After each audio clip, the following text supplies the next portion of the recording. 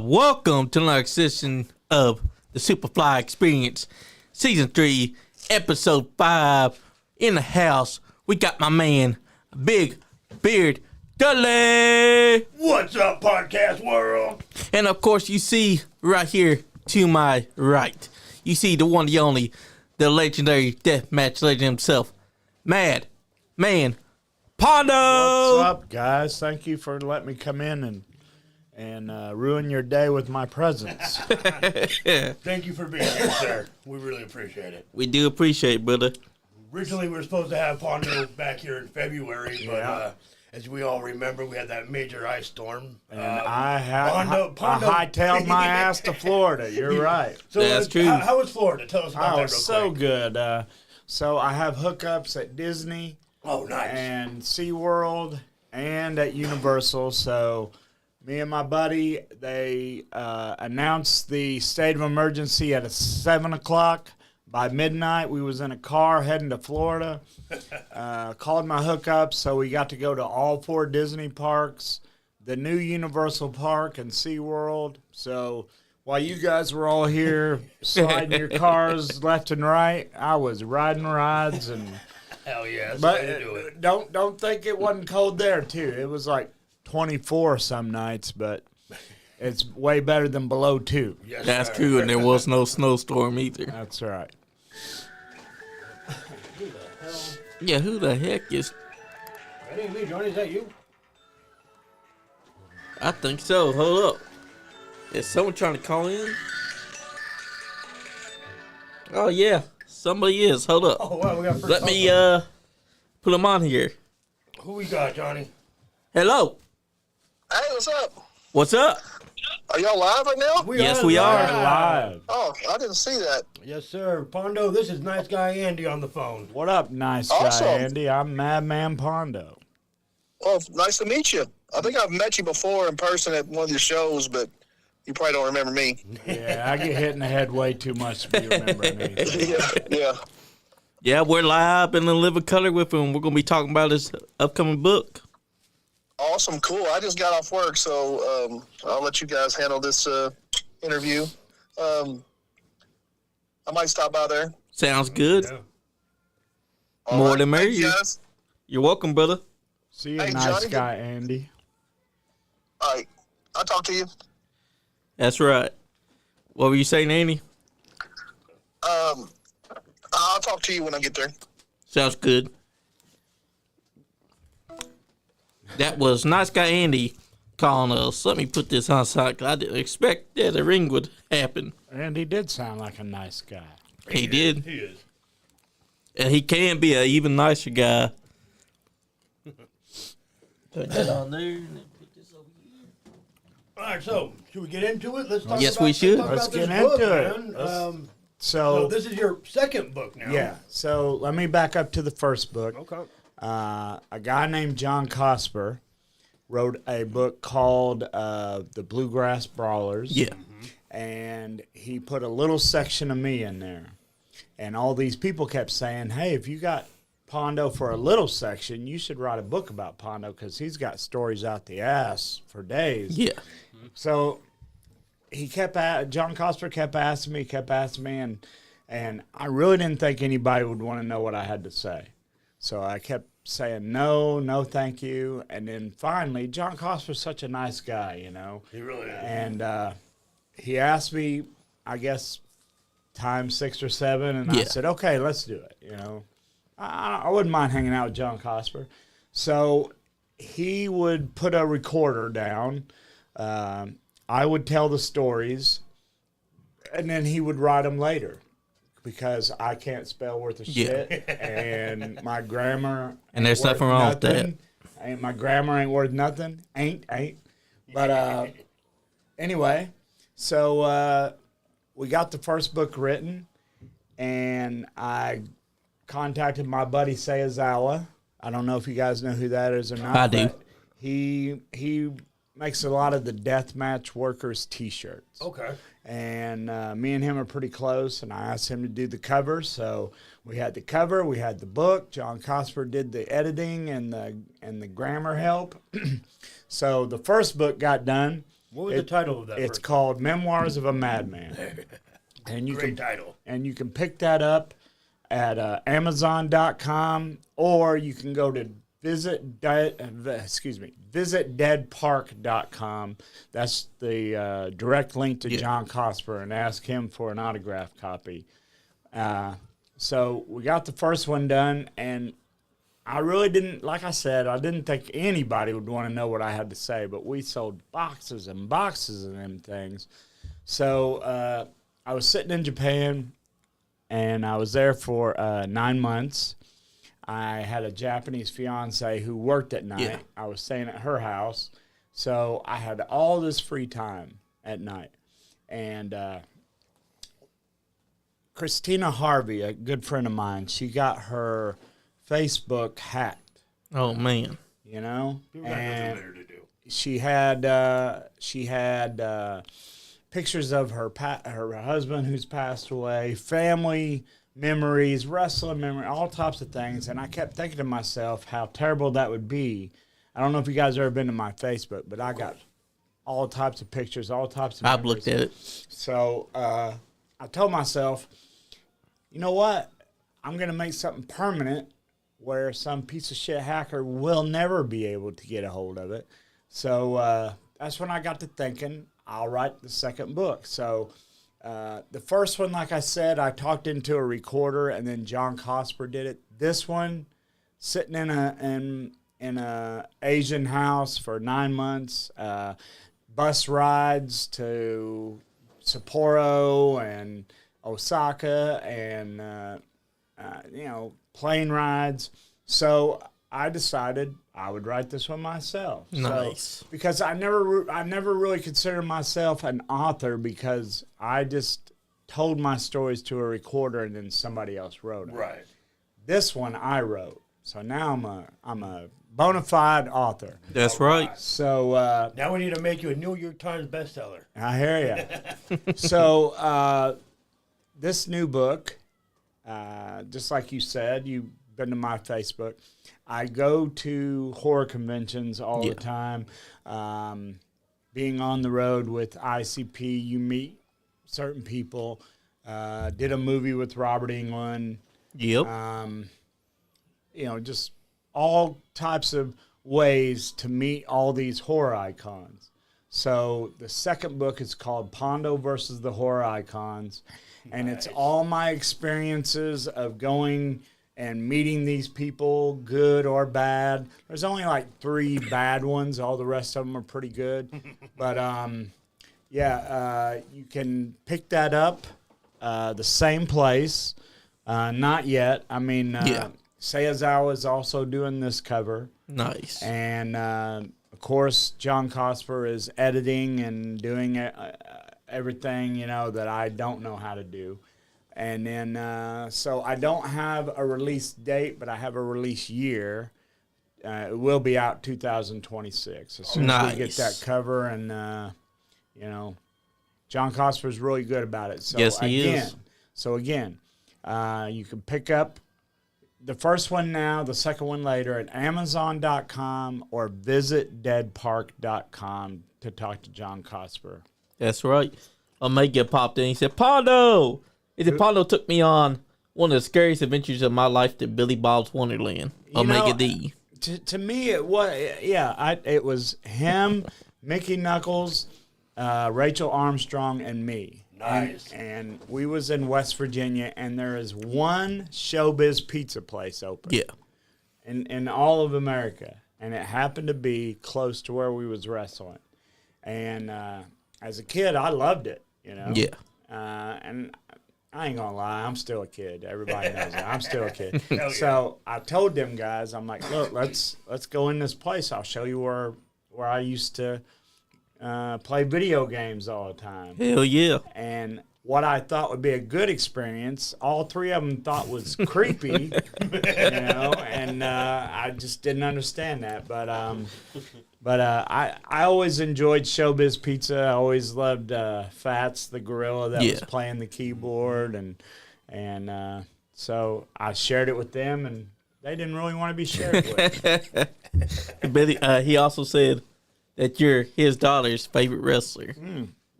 His daughter ain't no bigger than my 2 arms. She's a little bitty girl. You can pick her up with one hand. Yeah. And I don't know how this happened, but one day her mother said, hey, we're going to go watch your dad wrestle. And she said, no, I want to go see Pondo. Oh, wow. Which I'm sure is a hit to a dad, but hey, Omega took it pretty good. But he tells me all the time I'm his daughter's favorite wrestler. That's right. I mean, to have your daughter say she wants to go to a Pondo instead of going to yours. And I don't think she's 6, 7, 8, 9, one of those ages. So I need all the younger fans that I can get. That way, when I pass away, they can keep my name alive. Yes, sir. You know? That's right. Because you're one of the biggest names out there in deathmatch wrestling. A lot of people refer to you as the deathmatch legend himself. You've been to wars. I have been, but not so much. I mean, so back in the day, 2 guys started doing death matches in America. Yeah. Ian and Axel at ECW. They were the first 2 in America to get a barbed wire bat, to get Taipei. So credit to both of them. And That's then, right. Axel didn't want to do them anymore, so Bull Payne did a few. But Bull Payne hated doing them. He didn't want to scar his body. Well, then Ian either got fired or quit. If you talk to him, he quit. If you talk to the world, he got fired. But I just went out until I found him and told him, hey, this is what I want to do. Because I was a big tape trader back in the days. You guys know what tape trading is, right?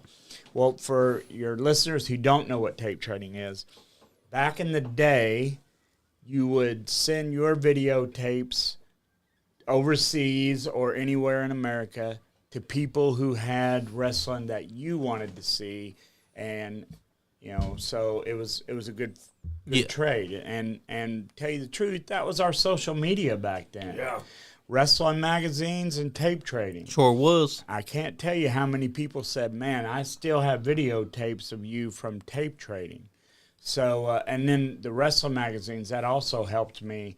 Promoters started getting a hold of me, and they wouldn't have known who I was back then without tape trading and magazines. That's true. So, what was we talking about?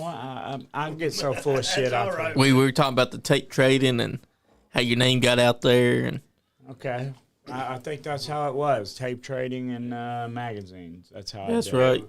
Yeah, Omega fucking- said, real quick, Omega said, she's waving right now, saying, hi, Pondo. Hey, what up, little girl?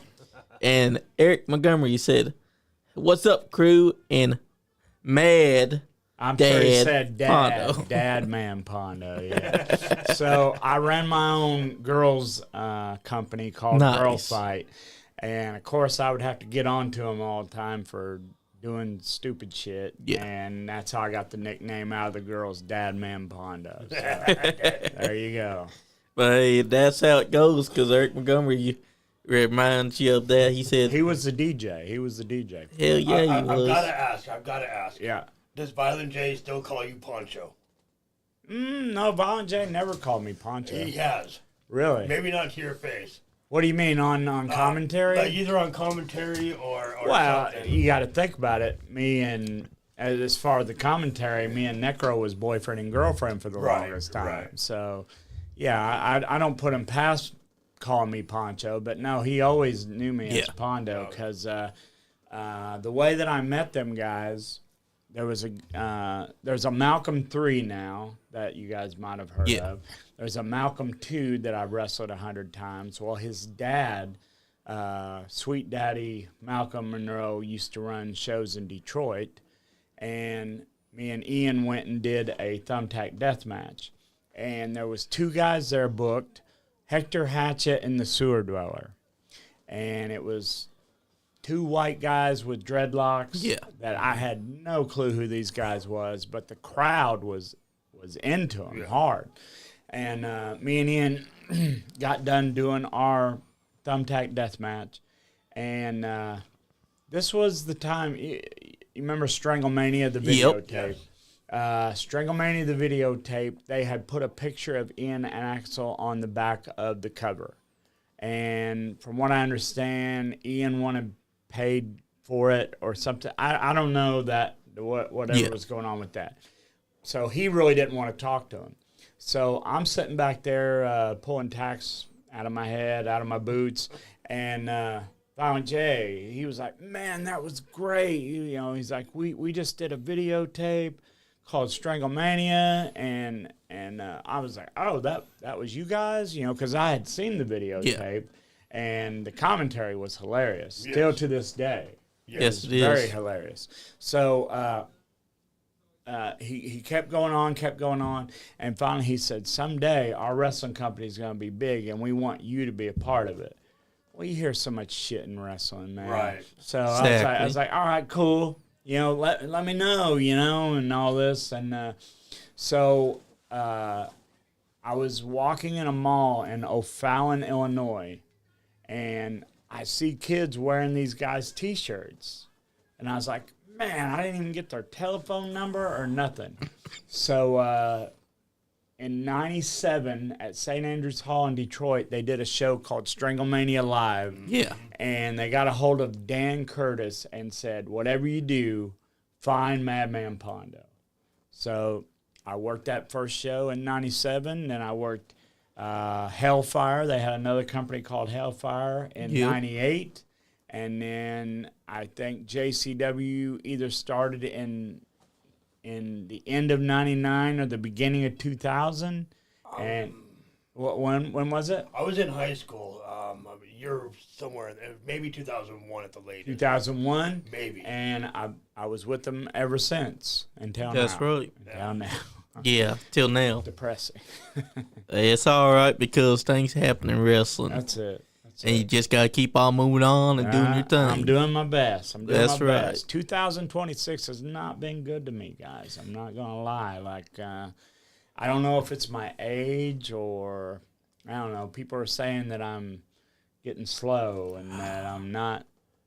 But here's what I hear when I go to the ring. I hear, and please don't think that I'm bragging. I'm just telling you my experience. Yeah. I go to the ring, I hear fans chant Pondo, Pondo. Yes, during my matches, I hear holy shit, or I hear this is awesome. I get done, I go to the back, and I hear people chanting my name again. Then I go to the merchandise table and always do a pretty good little shop with the fans. That's right. So I mean, I get it. Okay, so I'm 56 now. I should not be doing the stuff that I do in the ring. I get that. But I have never been a drug fan, an alcohol fan, a gambling fan, but I can't leave wrestling alone. That's right. I have never said the words, I'm going to quit wrestling, because I know I'm just going to look like an idiot 2 weeks later when I get in the ring. So, you know, whether they think I'm slow or not, I'm not going anywhere. I'm staying here. But I have had to make a lot of new connections with new companies just to stay alive in this game. Yes, sir. So if there's any companies out there that would like to use a 56-year-old madman, get a hold of Superfly here. That's get a hold right. of Big Beard and say, sir. hey. And we'll let you know because you as soon go. as they do, we'll be shooting them your way. There you go. Because Love I'm it. pretty sure there's a lot of companies that would want to have Man Pondo because you may be 56, but you're doing things that a lot of other 56-year-olds couldn't do. I hear you, man. You know, age ain't nothing but a number. It's all about the draw. That's right. And you are still a draw. And that's the only thing that fucking matters. I hear you. I mean, while I was there at I've been keeping that F word in my mouth this whole time. I didn't know we could do that. Oh, yeah, man, we can say All fuck right. because Good. now we're past the 10-minute mark. See, right. once you're past that, you can say it on YouTube. Fuck. All right. There you go. Yeah, that's right. But here's the thing. I saw you in 2023, and you were the most over guy at that show. Well, you were teaming up with Shadow WX, and y'all were just beating the crap out of that Creekwater Syndicate all over that arena. The crowd loved y'all. I mean, I every time I talk about myself, I'm the worst I'm my worst critic. I think I'm the worst wrestler in the world to myself. But I cannot deny what I hear going to the ring, coming back during the matches. Let the fans tell you. Kevin Brannon at IWA Deep South. I just worked for him, I think, 2 weeks ago at it was close to Pigeon Forge, Tennessee. Yeah. And he had reserves about bringing me in. And then when I walked out, I was taking on Jimmy Controversy. Oh, my God, the crowd went nuts during the match. They was going nuts and coming back. And then I had a line at merchandise, and Kevin Brannon is now like, so you coming back with this, right? And I'm like, yeah, of course. So if they just give me a chance, I can show them, you know, but it's just very difficult. I mean, JCW done with me. ICW, Danny D'Amato hates me. Brett Lauderdale is not a big fan of mine, so he puts me in shit positions in his company. Horror Slam in Detroit, I've been working for them for a long time. Now they've had a February, March, and now they set up an April match that I'm not on. I don't know, man. Just all these companies that I was so comfortable with and making a living out of this, I can't do it anymore. So now I'm trying to make new connections with new promoters. So please hire that old madman out there. We will put the name out there. All right. Because think about it. They're not bringing you back. They need to understand you were a big draw. You were probably one of the biggest reasons why they were getting the attendance like that. I don't know if that's ever been the case. I mean, Yeah. I would love to say that, but I mean, when you're with a company for 25 years, all except this last gathering of the Juggalos, that was another big problem. That the Juggalos are behind you, you know? Yeah. I mean, if they wasn't, you guys seem to have known about JCW since day one, correct? Yeah. Yes. So it was always, fuck ICP, fuck psychopathic, da-da-da-da-da. Oh, my God, I was getting pelted with all types of shit. Right. That's right. But it was to the point where, are we still going to keep throwing shit at this guy? Or are we just going to get used to him and realize that there's a reason that Joe and Joey still book me? He must be a juggalo, you know? So, trust me, I took a lot of, oh my God. Oh, A lot of spit, a lot of coins. Been a juggalo since I was 12 years old. We can be fucking brutal. Right. But I stayed. I never went anywhere. Therefore, the juggalos realized, oh, this guy must be one of us or he wouldn't still be here. Exactly. That's true.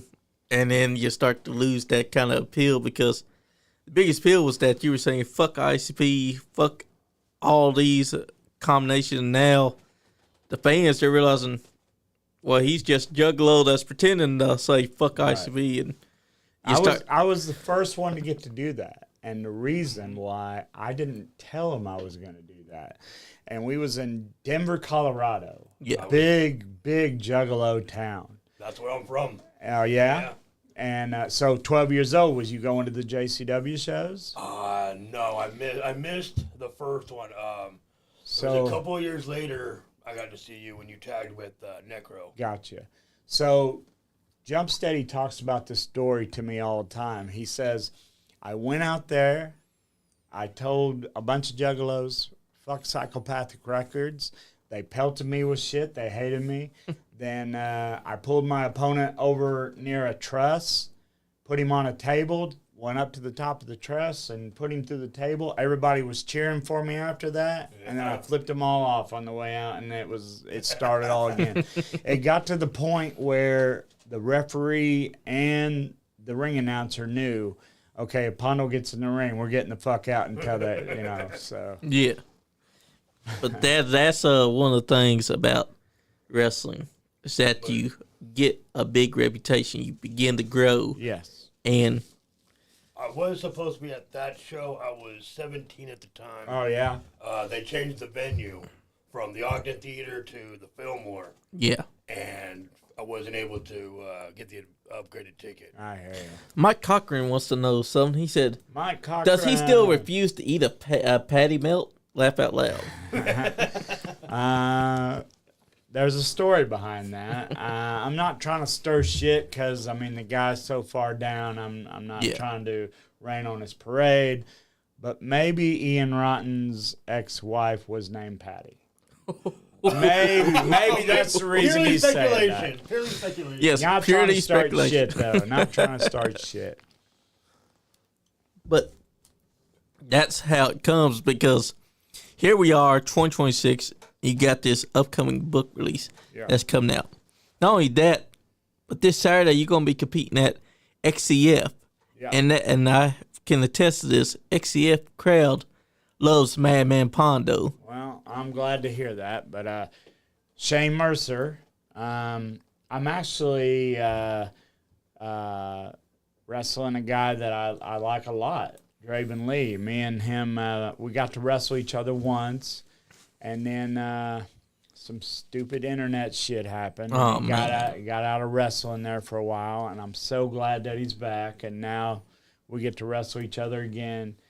Man, that internet just kills a motherfucker. It can, because anyone can get on there and say something about you, and because you can't prove what they've said is wrong, you end up getting canceled. So he had to take a break there for a while.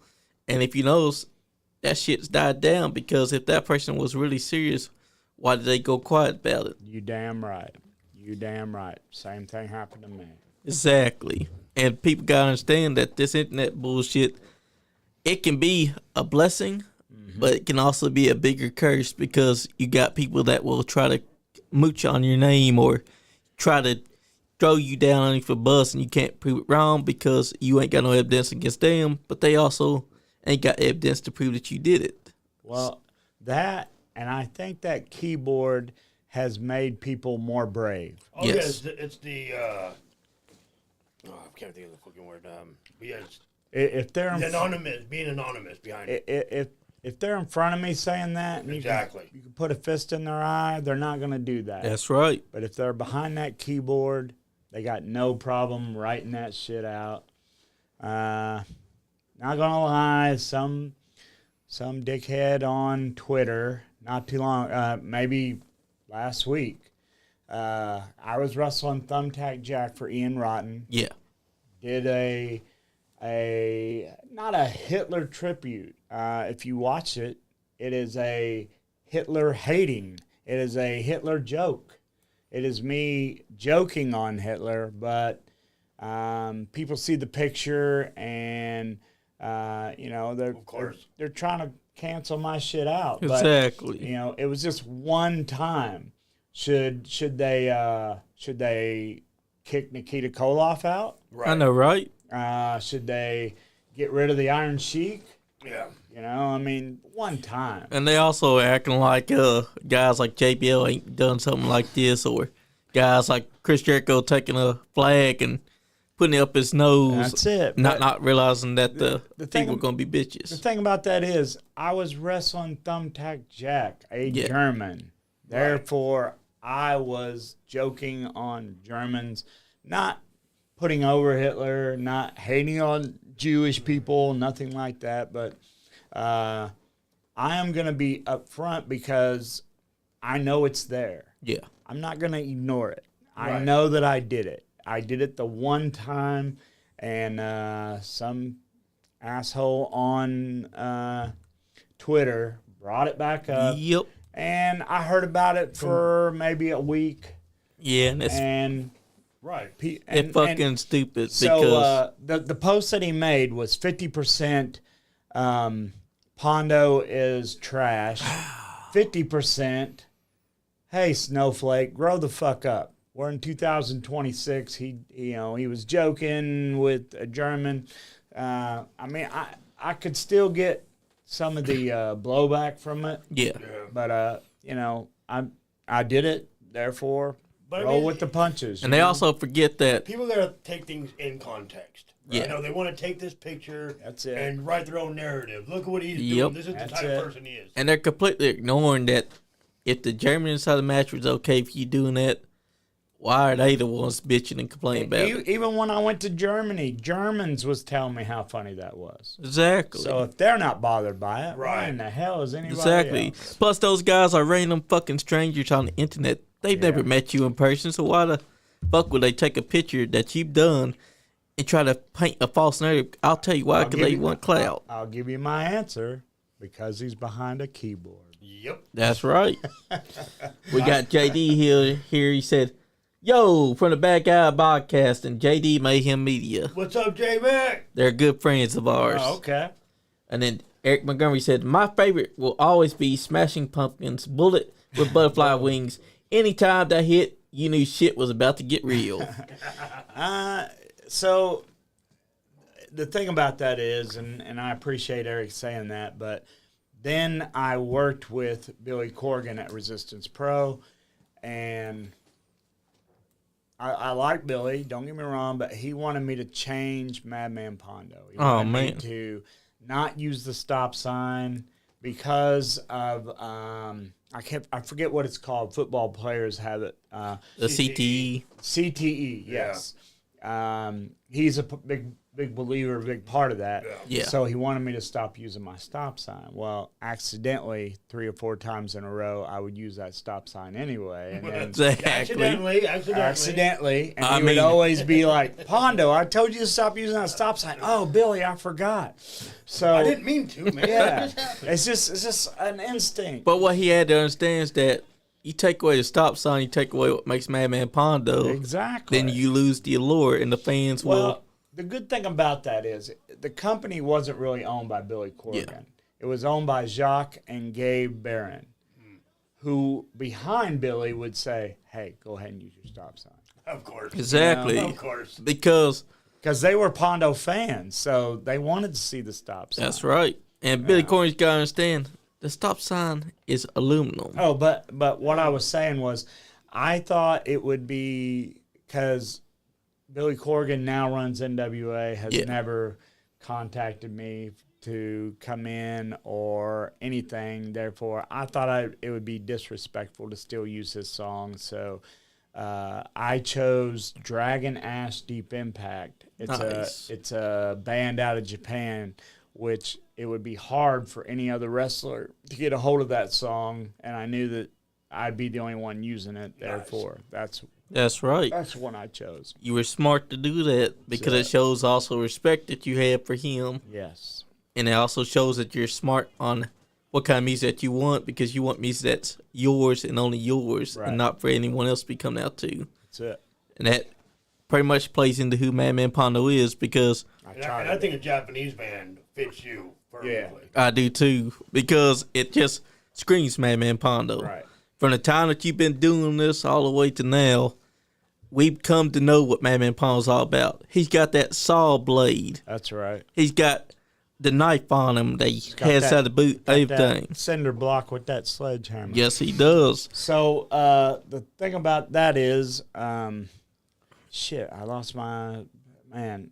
That's Sorry. all right, man. It's all right, brother. Don't But apologize. what was we talking about before that? Not Billy, not the song. Oh, Yep. you said about I don't know. About Well, the it's okay. It's about okay. the what makes Madman Pondo who Madman Pondo is. Yeah.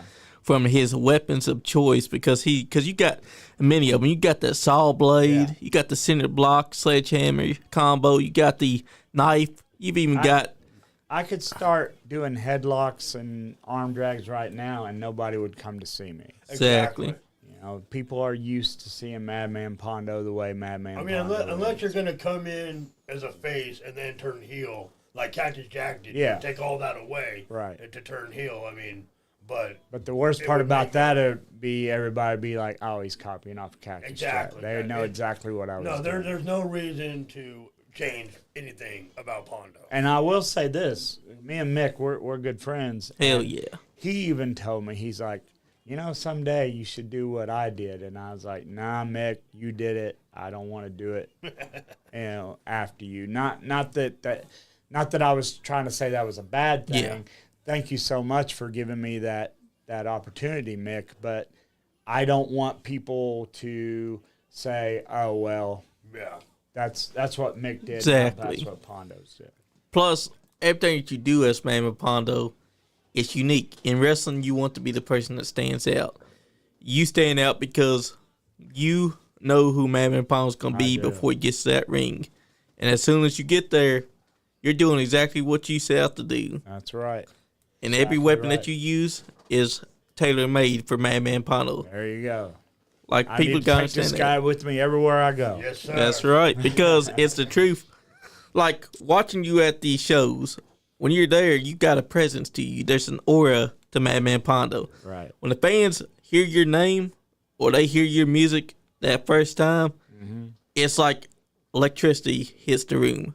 You never know what Man Pondo's going to do. As soon as you get out there and you start getting into it, those fans, they love you. That's a true statement because I don't even know what I'm going to do until I get out there. Exactly. A lot of times it's fans handing you shit saying, hey, use my thing. Yeah. Or it's fans bring the weapons match. You just have to Get creative. you just got to look at something and go, oh, this would get the crowd going, and you do it. Especially because if the fans are bringing you weapons, now you got a bunch of tools you can use besides your ones that you already know that you got. That's right. You got those already in play, but now you got these fans giving you stuff that you can get creative with. That's it.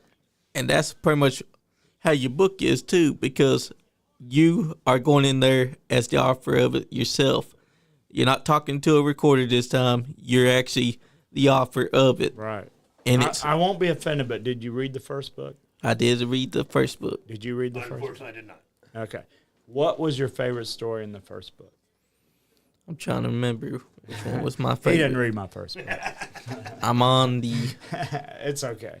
I just what I always do there is if you tell me something that you liked in the book, I'll tell that one story. That way, I'm not telling the whole book. Right. because you don't want to give away Right. everything about that first book. Okay, You want the what's one fans to of go out and get your- it. What's one of your favorite stories from that book?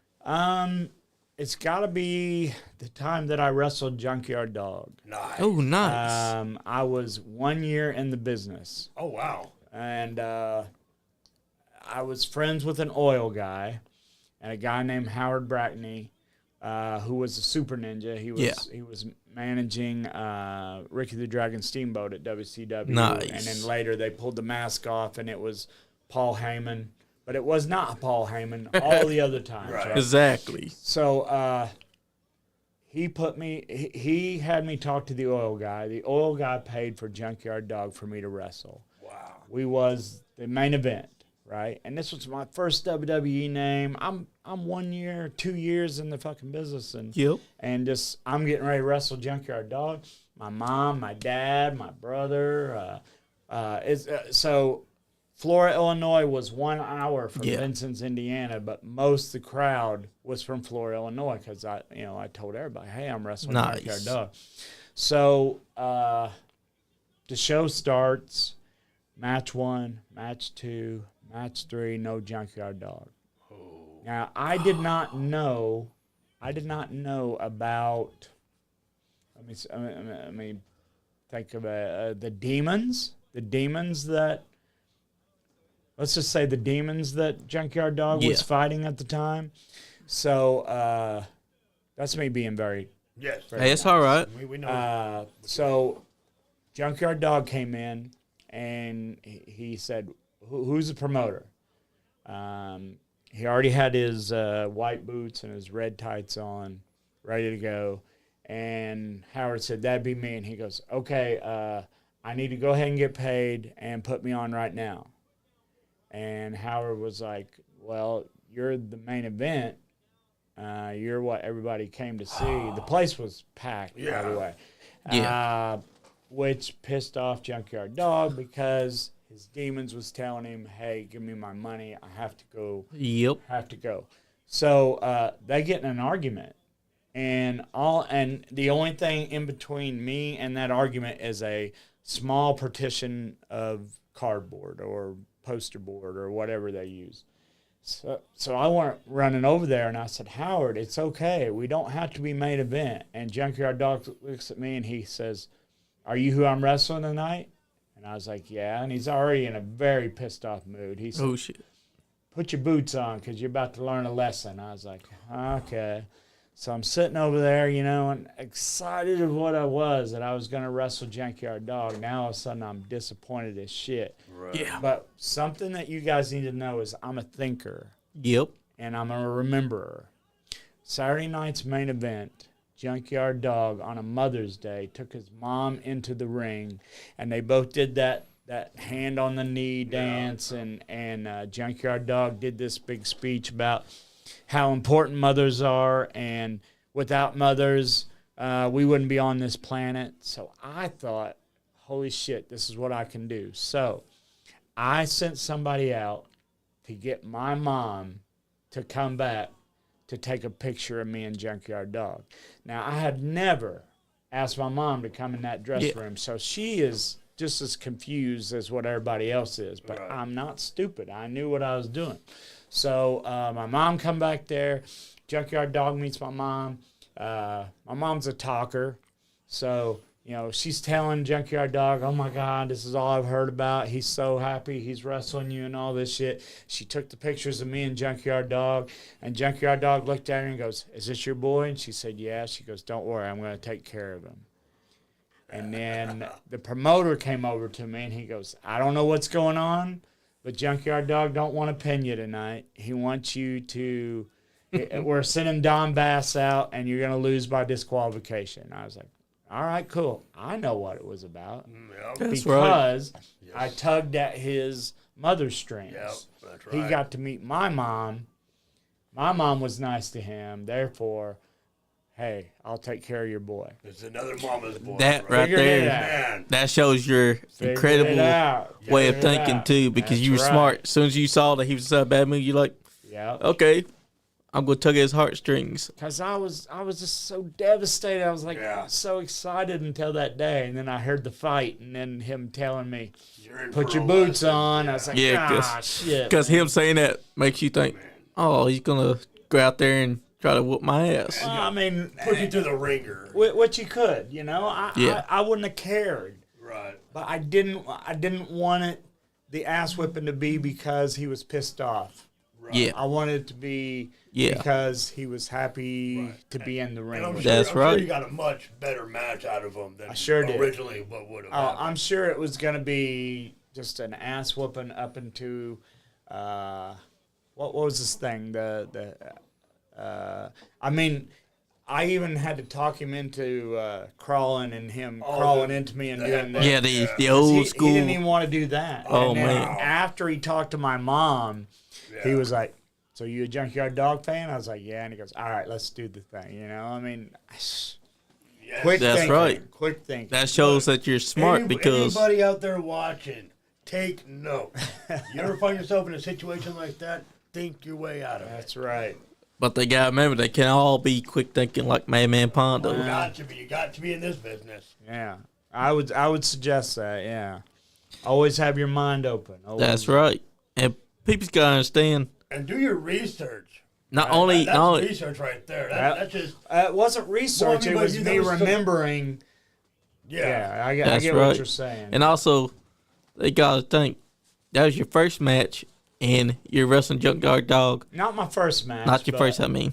But, I mean, it was either year 1 or 2. It was probably year 2, tell you Yeah. the truth. And this is your first time wrestling him. Yeah. You're not gonna want your first time wrestling being because he's pissed off at the promoter. Right. You're wanting to have a straight up match with the man that you have been wanting to fight.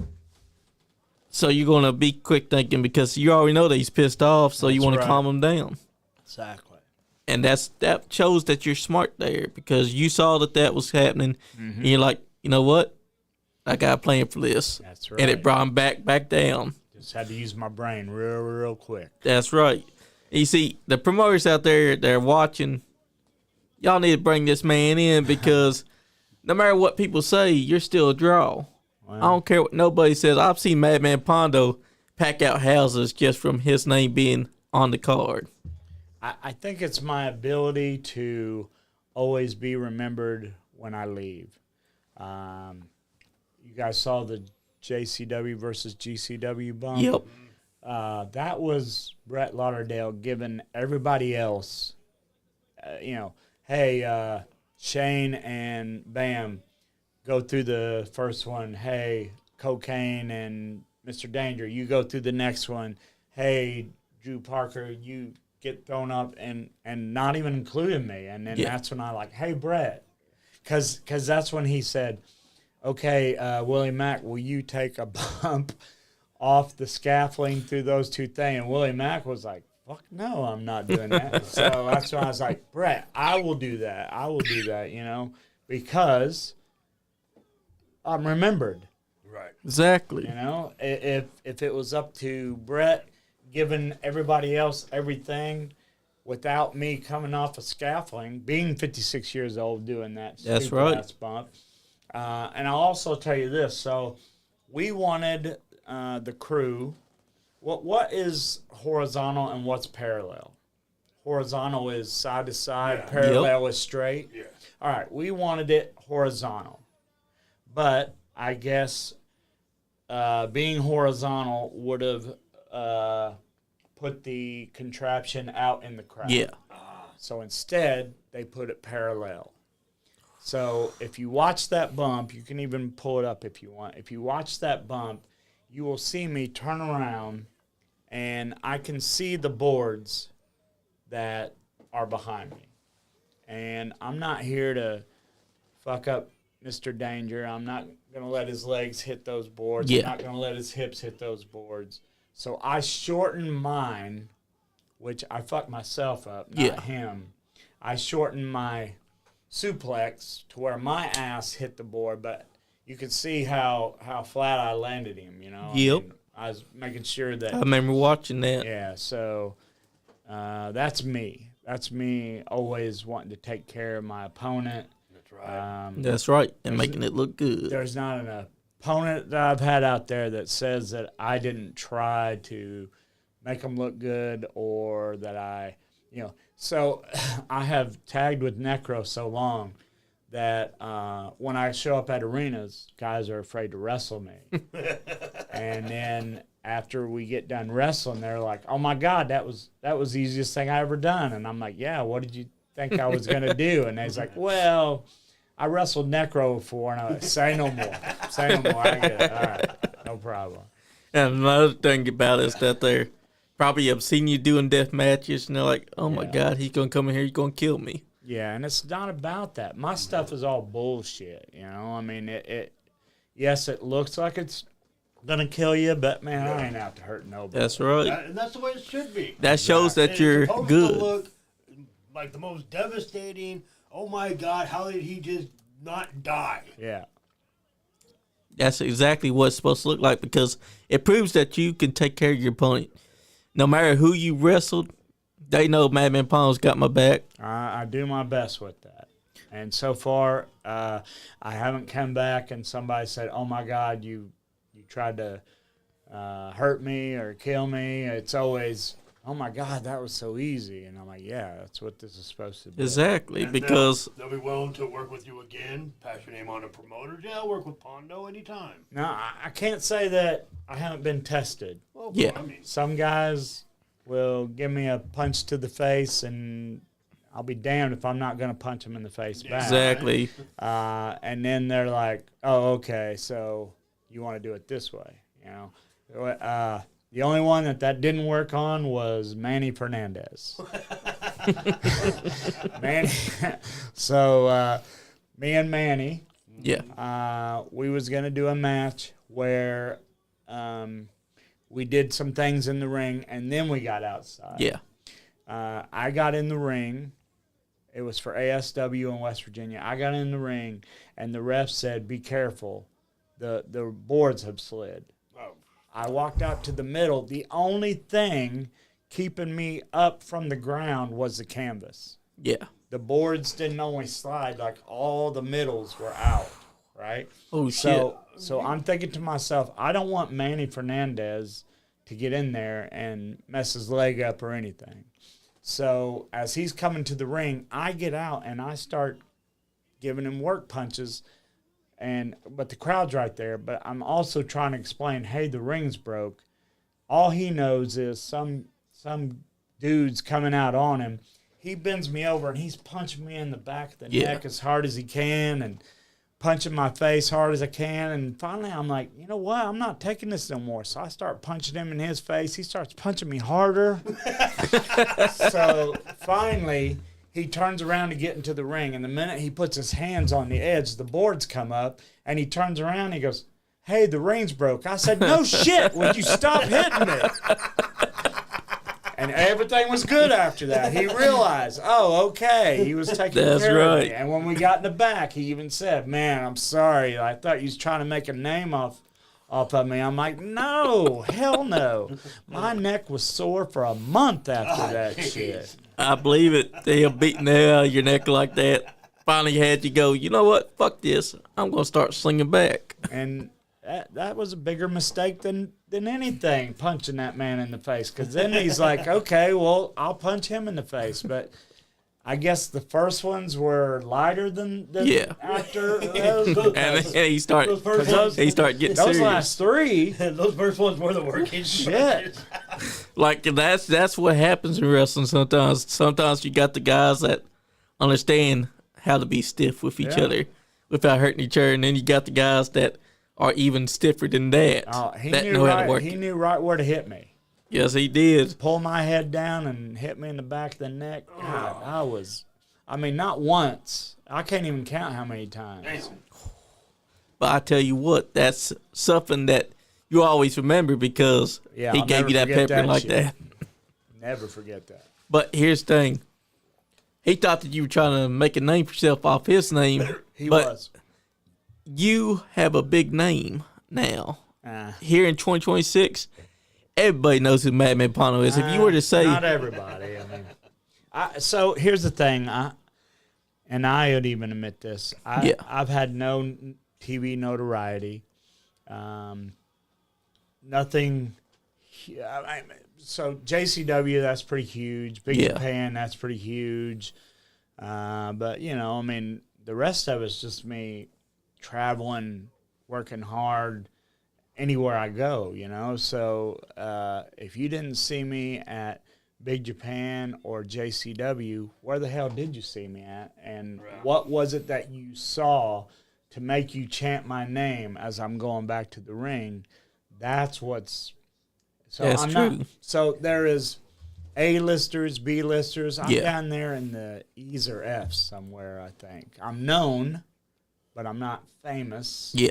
And I accept that. When people say Pondo's a legend, I'm like, no. I have accepted the word icon, but I don't know. Terry Funk's a legend. Ric Flair's a legend.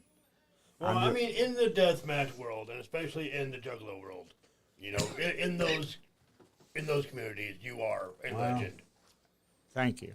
I do believe that a lot of people, if you were to say Madman Pondo, they will say that they know who you are because they've heard the stories, they've seen you, they've looked you up on YouTube because there's a lot of push that's available for them to find out who Madman is. So, you guys remember Sarah Logan? Yeah. Sarah Bridges, Van Holla. Yep. All that shit. So, back when I was dating her, I drove her to all her. So one thing that she was smart about, she never said no to any extra work. Yeah. Not just in our area, not just Indianapolis, not just Lexington. We was going to Memphis, Florida, well, we're in Memphis, and I drop her off at the venue, and I never gave a fuck about working for no WWF or WWE. So I dropped her off.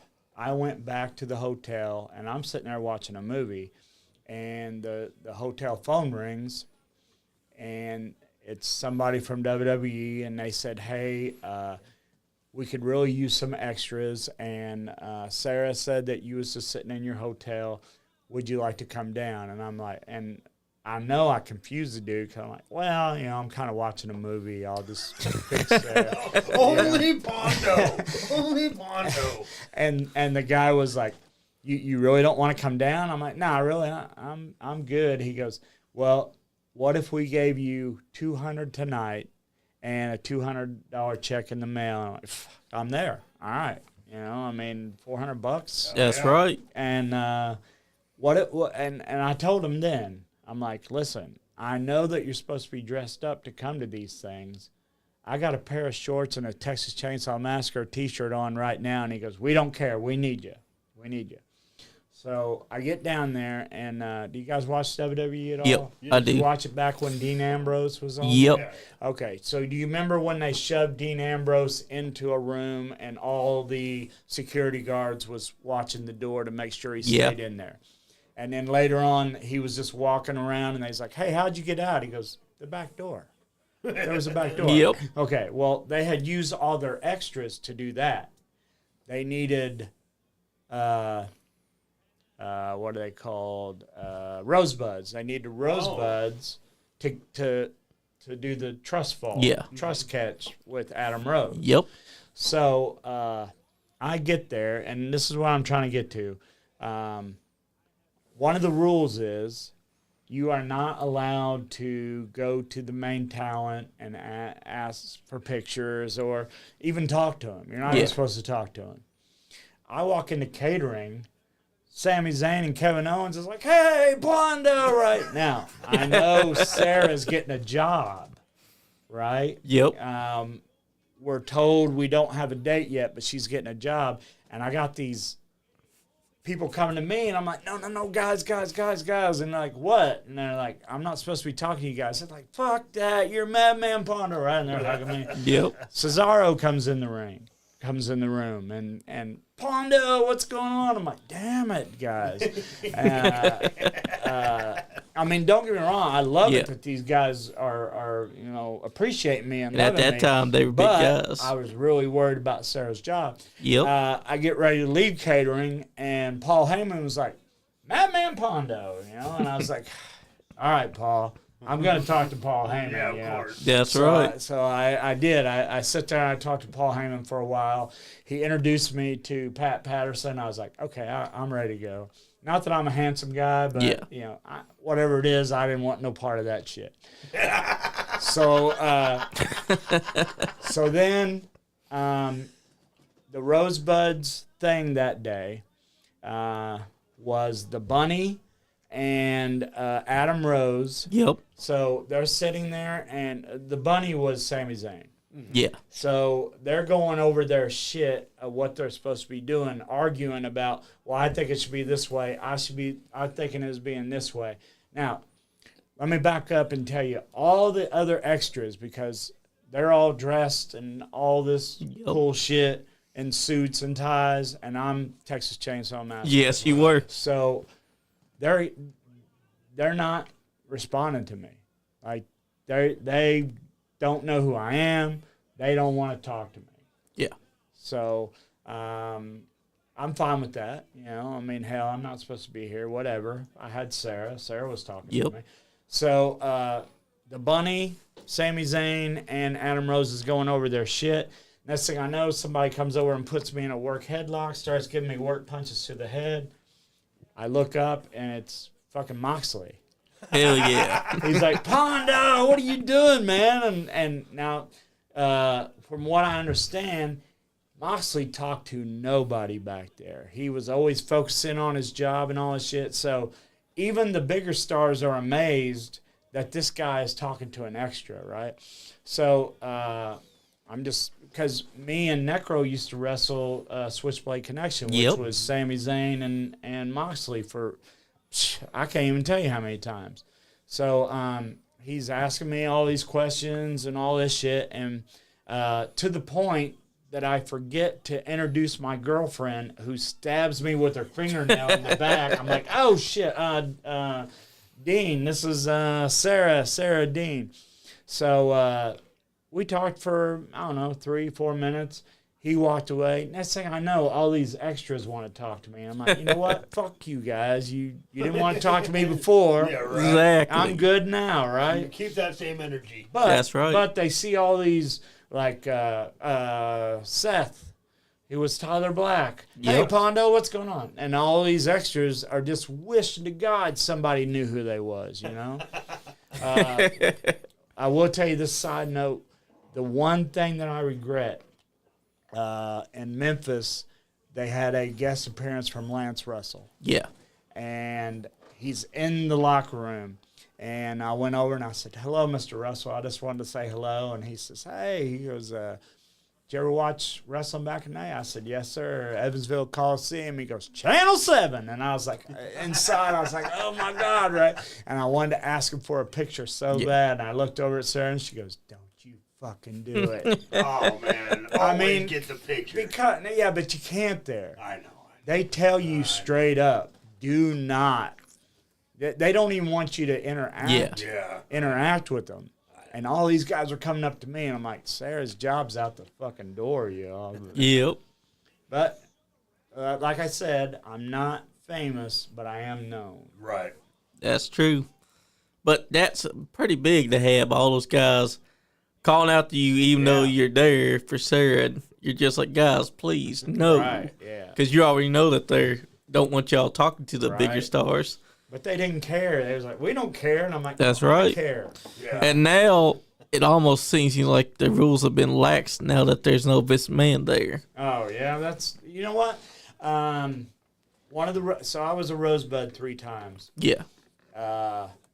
Vince McMahon came through and he was going to Gorilla, and everybody just parted the Red Sea, right? And he didn't say hello. He didn't notice anybody.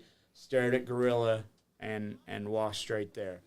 Hunter was right behind him, and he would, hey, how you doing? How you doing? Right?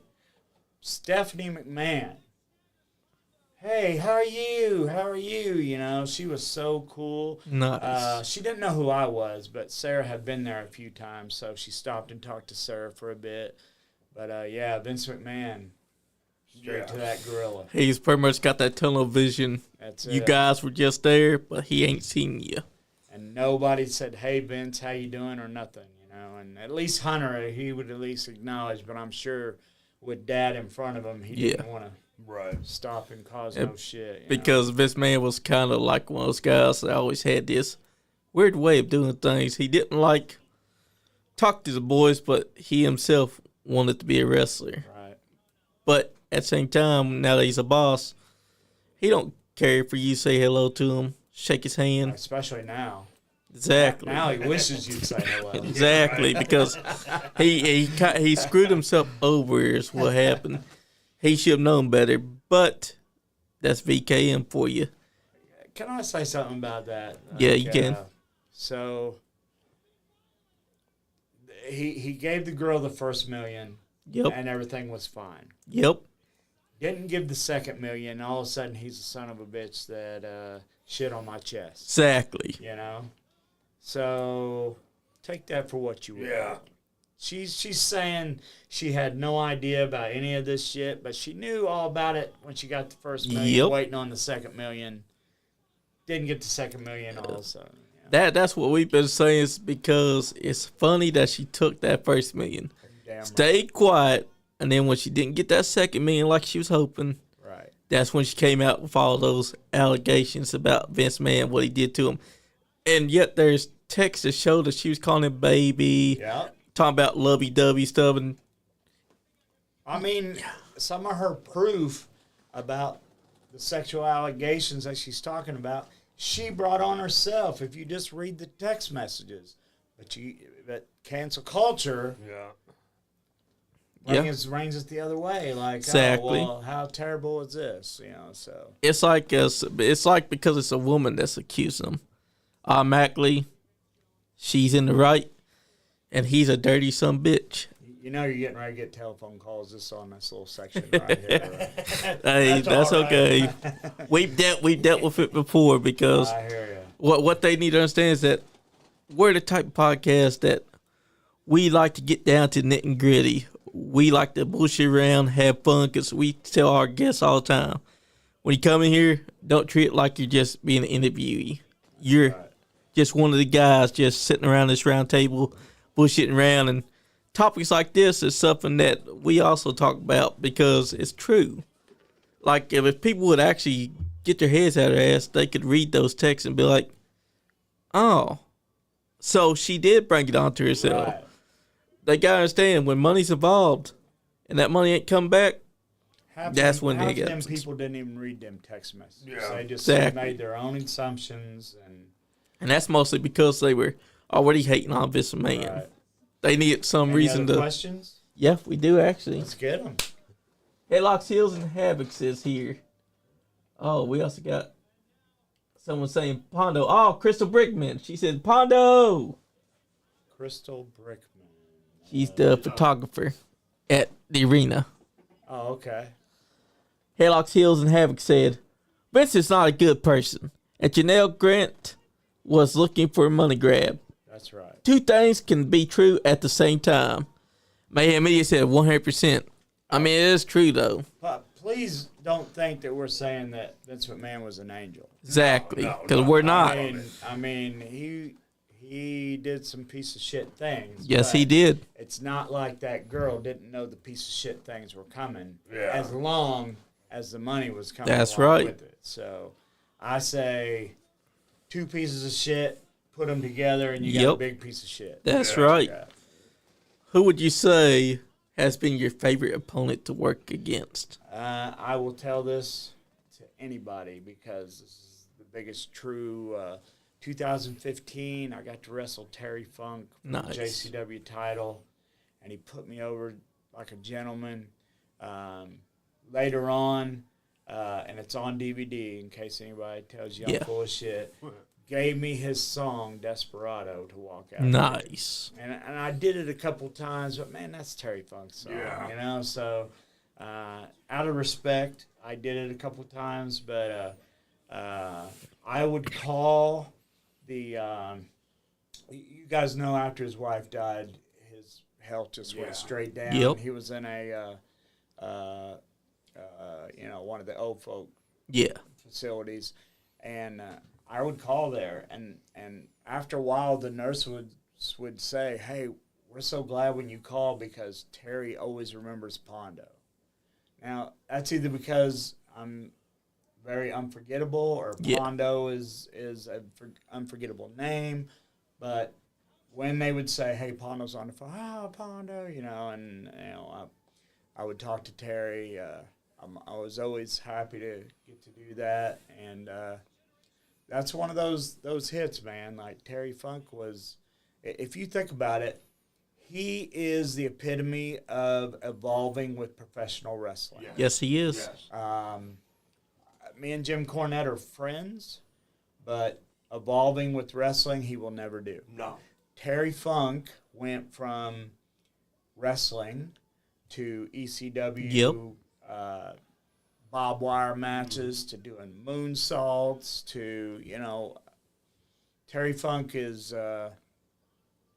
if you say professional wrestling, Terry Funk should be that legend that you're talking about. That's right. He was one of those guys that could adapt to anything that you put in front of him. That's it.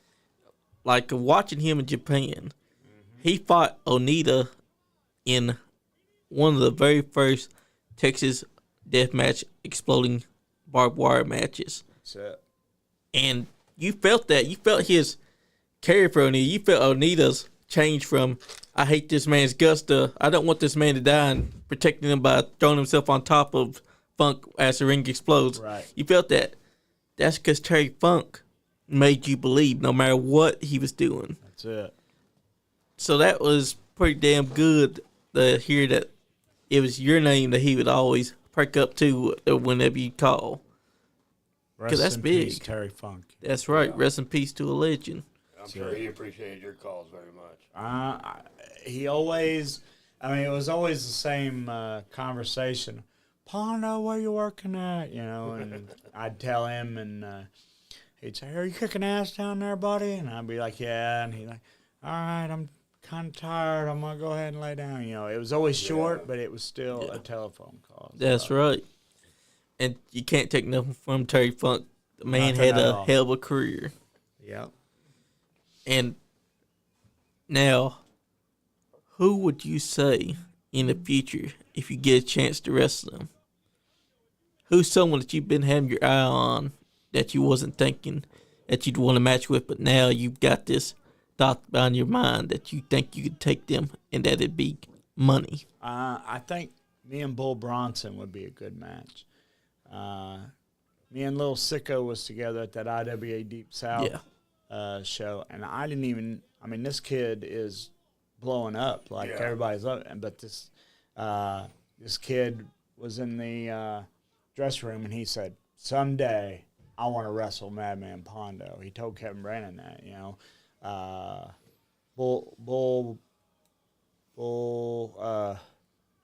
Bronson. Yeah, I'd like to wrestle Bull Bronson. Phil Insane. You know, not really. So I would love to wrestle Sergeant Slaughter. Ooh, nice choice. But I can't do it. Right. You know, Sergeant Slaughter is just done. He doesn't want to do it. But Sergeant Slaughter said that doesn't mean if I'm at a gimmick table and you wrestle around there that I wouldn't put you in some kind of camel clutch. So I'm happy. Not camel clutch. What was his? His was the Cobra. Cobra Yep, clutch. Cobra. Sorry, Cobra clutch. Sorry. That's all right. But you know, I would be satisfied with that. Mick Foley, I can never wrestle him. He's done. Yep. But if he were to try and do the mandible claw on you, I would love that. Well, we did. He reffed one of my matches one time. But it's the newer deathmatch guys, which I'm sure they look at me like, who is this old man that he wants to wrestle me or whatever. I hope not. I hope not too. You know, but if they're really taking their craft seriously, they're looking at the generation before them. Yeah. And if they're serious about deathmatch wrestling, they're looking at Pondo. Well, I would love that, but you know, any of the newer guys, you know, I would love to. I hope they're looking at past generations because I would love that. I'm pretty sure that the newest generation of deathmatch wrestlers should be looking at you and saying, "I want to test myself against Pondo," because you were, to me, one of the founding foundations of deathmatch wrestling. Because when you were there, deathmatch wrestling, you knew you were getting a show. You knew you were getting your money's worth because you never knew what Pondo was going to do. And I was in this deathmatch game back when there was no respect for it whatsoever. That's right. It was so difficult to keep going, but I loved it so much. I would always keep it going. But we got someone that wants to have a match with you. James Kendrick. He said, "I would love to get in the ring with Pondo." Big James Kendrick. He's a That's local Crystal guy. Brickman's husband right there. That's who? Crystal Brickman's husband. Oh, okay. He wants to have a match with you. I would love that. Hey. You got his picture on the wall somewhere? Yeah, actually. Yeah, right there. Oh, That's okay. James Kendrick. There you go. And that's Ajax Singer. All right. He's chopping. All right. Hey, James Kendrick, if you want that match, Talk to maybe your promoter. Talk to your talk local to promoter. talk to Adrian. Bullpen Pro Wrestling or Elite Wrestling Alliance that you're working for and make that happen. Because Pondo is willing and he's ready. Pondo's starving. That's right. And plus the guy understand that now is 2026. Yeah. Pondo's name needs to continue to be out there because so many people are still wanting to see what Pondo will do this year. You guys want to hear my death story? I do. Yeah. Okay. So I have a big fear of not being remembered after I pass away. Yeah. Now, you guys are going to remember me. Some deathmatch people will remember me. But I want a lot of people to remember me. So this is how I figured it out. Remember, I sit back and I think shit. Very cerebral. Yes. So in Clarksville, Indiana, there's a place called the Concrete Lady that sells big concrete, like rhinos and hippos. And one of them is a giant gorilla. I I want that to be my headstone. Let me tell you why. Why. How many times have you drove through a graveyard trying to find somebody's headstone, but they're all these concrete blocks? By God, if you drive through that graveyard and you see that big gorilla, they're going to be, oh, there's where Pondo's buried right there. Where's That's Pondo right. buried? I'm not sure. Just look for the gorilla. That's right. That's right. Now, on that gorilla, I want the plaque where they're on his chest or at his feet. Yeah. I want it to have a skull and crossbones on it. That way, people who don't know me is going to look at that skull and crossbones and be like, man, that must have been some evil son of a bitch. And they will make up stories about me That's right. years and years to come. On that plaque, I also want a QVC code. Okay? Oh. That way, people who know who I am will be able to reminisce and get facts about me. People who don't know who I am will be able to, because they're going to. So here's the thing. If you're walking through the graveyard and you see a big concrete gorilla and you have no idea who that is, you're still going to walk over to that concrete gorilla. That's right. So take a picture of the QVC code that's on the plaque, and you'll be able to read all about me, and that will keep my name alive years and years. That's me thinking outside the fucking box. That's right. That- You're that is- smart. That's beyond out the box. Yes. That's Here's futuristic thinking right yes. Here's the second part I want. I don't want to have a funeral. I do not want people sitting in a room, music playing, people crying and all that shit. I want people to get together with a big screen TV and watch the movie Dumb and Dumber. Nice. Because that is the funniest movie that I've ever seen in my life. And you can watch it today. there. Yes. Yep. Even after watching it 5 or 6 times, you can watch it today, and something happens in that movie that you're going to laugh about. That's what I've always, pictured. Exactly. I want people to not grieve. I want people to, oh, do you remember that time, I don't know, Pondo, I don't know, something funny. I want people to, I don't know if the word celebrate, but I want people to be happier with the situation than sitting in a room crying and all that bullshit. So, Exactly. concrete gorilla. So if I pass away, get a hold of Superfly or Big Beard, and we're going to donate. I have no idea how much a giant concrete gorilla would cost. That's right. But that's what I want. I want a giant concrete gorilla to be my headstone. You heard That's that, right. wrestling community? We're gonna make that happen. That's it. Exactly, because that's the one way to keep Madman Pondo name alive, because even though you're gone, the people going to drive past the cemetery, stop after they see that big giant gorilla, and they're going to be like, who is that? Well, And after they see that name, well, the important part is that QVC code. that's right. I want that QVC code somewhere. That way, people who know me and people who don't know me will be able to find That's out right. about me. And they'll be able to go right to everything that they need to know about Madman Pondo. That's it. We got another thing saying here. Headlocks, Hills, and Havoc said, I'm having a barbecue at my funeral. Everybody walks up, says their final goodbye to me in my casket. There's beer and soda and water and all kinds of stuff packed in ice all around me. Picky something to drink as you're saying your goodbye. At the end of the line, grab your hot dog or hamburger on me. Now, see, that is, to me, funerals are just the most depressing thing ever. They are. And I don't want people to be depressed. I've never wanted anybody to be sad about anything that I've done. So I just want people to watch Dumb and Dumber and That's laugh right. a couple of times. And also look up Madman Pondo facts and Yeah. just please. keep his memory alive and talking about stories about that time Madman Pondo did this, or maybe a Madman Pondo match, Yep. or just something that they found funny that you did. That's it. That's a good one right there. And that shows that you're thinking ahead. Yeah. You're not taking 2 steps back. You're always thinking what you want for people to remember. Because there will be people that may not know you that they'll know you, because as soon as they see that gorilla, they're going to be looking at that and saying, let me see what this QR code is doing. I'll tell you what that code, where that came from. So I was in 2 video games. Yeah.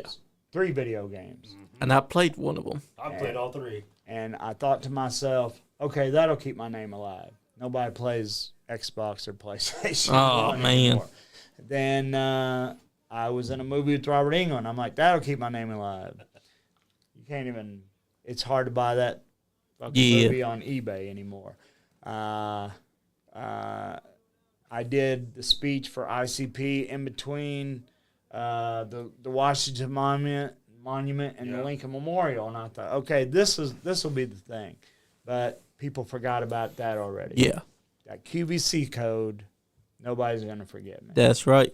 And Hills, Headlocks, and Havocs, he was in Backyard Wrestling video game. Backyard Wrestling. Don't try this at home. Yep. There goes the neighborhood. And then Fire Pro Return. That's right.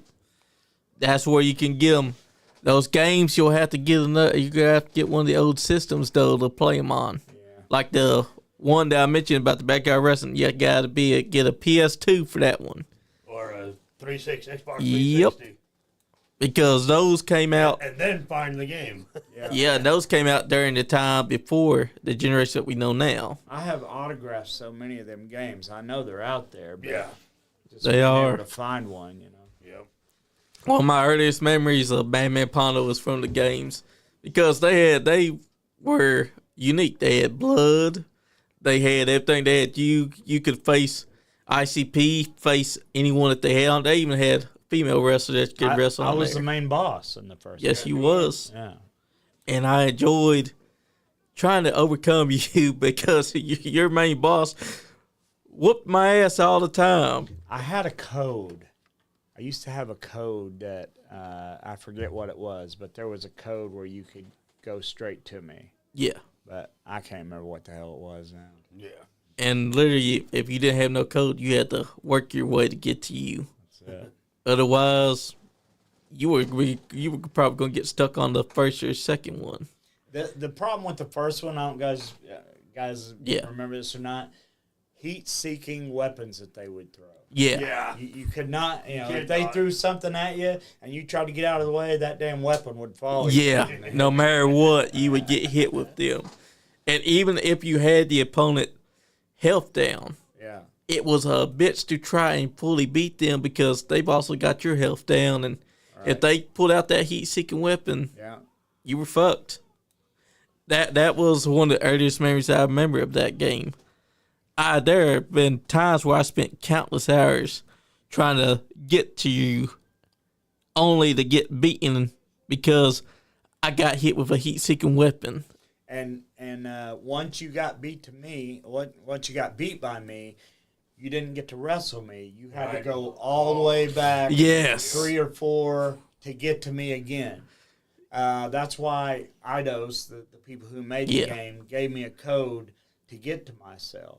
Nice. And then people who knew me, I'd be like, oh, we'll just punch in, and then IDOS was like, why are you telling people the code? I was like, Why aren't you? Yeah. I mean, y'all didn't tell me that I couldn't tell people nobody about said this. shit about don't tell nobody the code. It's the Mike Tyson code. Everybody fucking needs it. Plus, I got to beat Mike Tyson. Did you? Yeah, One I never time. did. Let me tell you what, this is the most depressing thing. I tried, me and a whole bunch of friends in my bedroom tried, and we tried, and we tried. And finally, I did it. I beat Tyson. Nobody was there. Oh, of course. Now, that's the worst. now, you could say Pondo's lying. He never did beat Tyson. But if you knew the devastation of how excited I was, I can't believe I did it. And then I turn around, oh, yeah, I'm by myself. Man. And then, Hey, guys, you see that? Fuck, Yeah. where'd you go? and then when I did beat it, it was the most useless piece of footage. Yeah, oh, man, so anticlimactic. Yeah, because Hey, you did it. Good job. Yeah, Yeah. Tyson's like, oh, you beat me. He said some shit.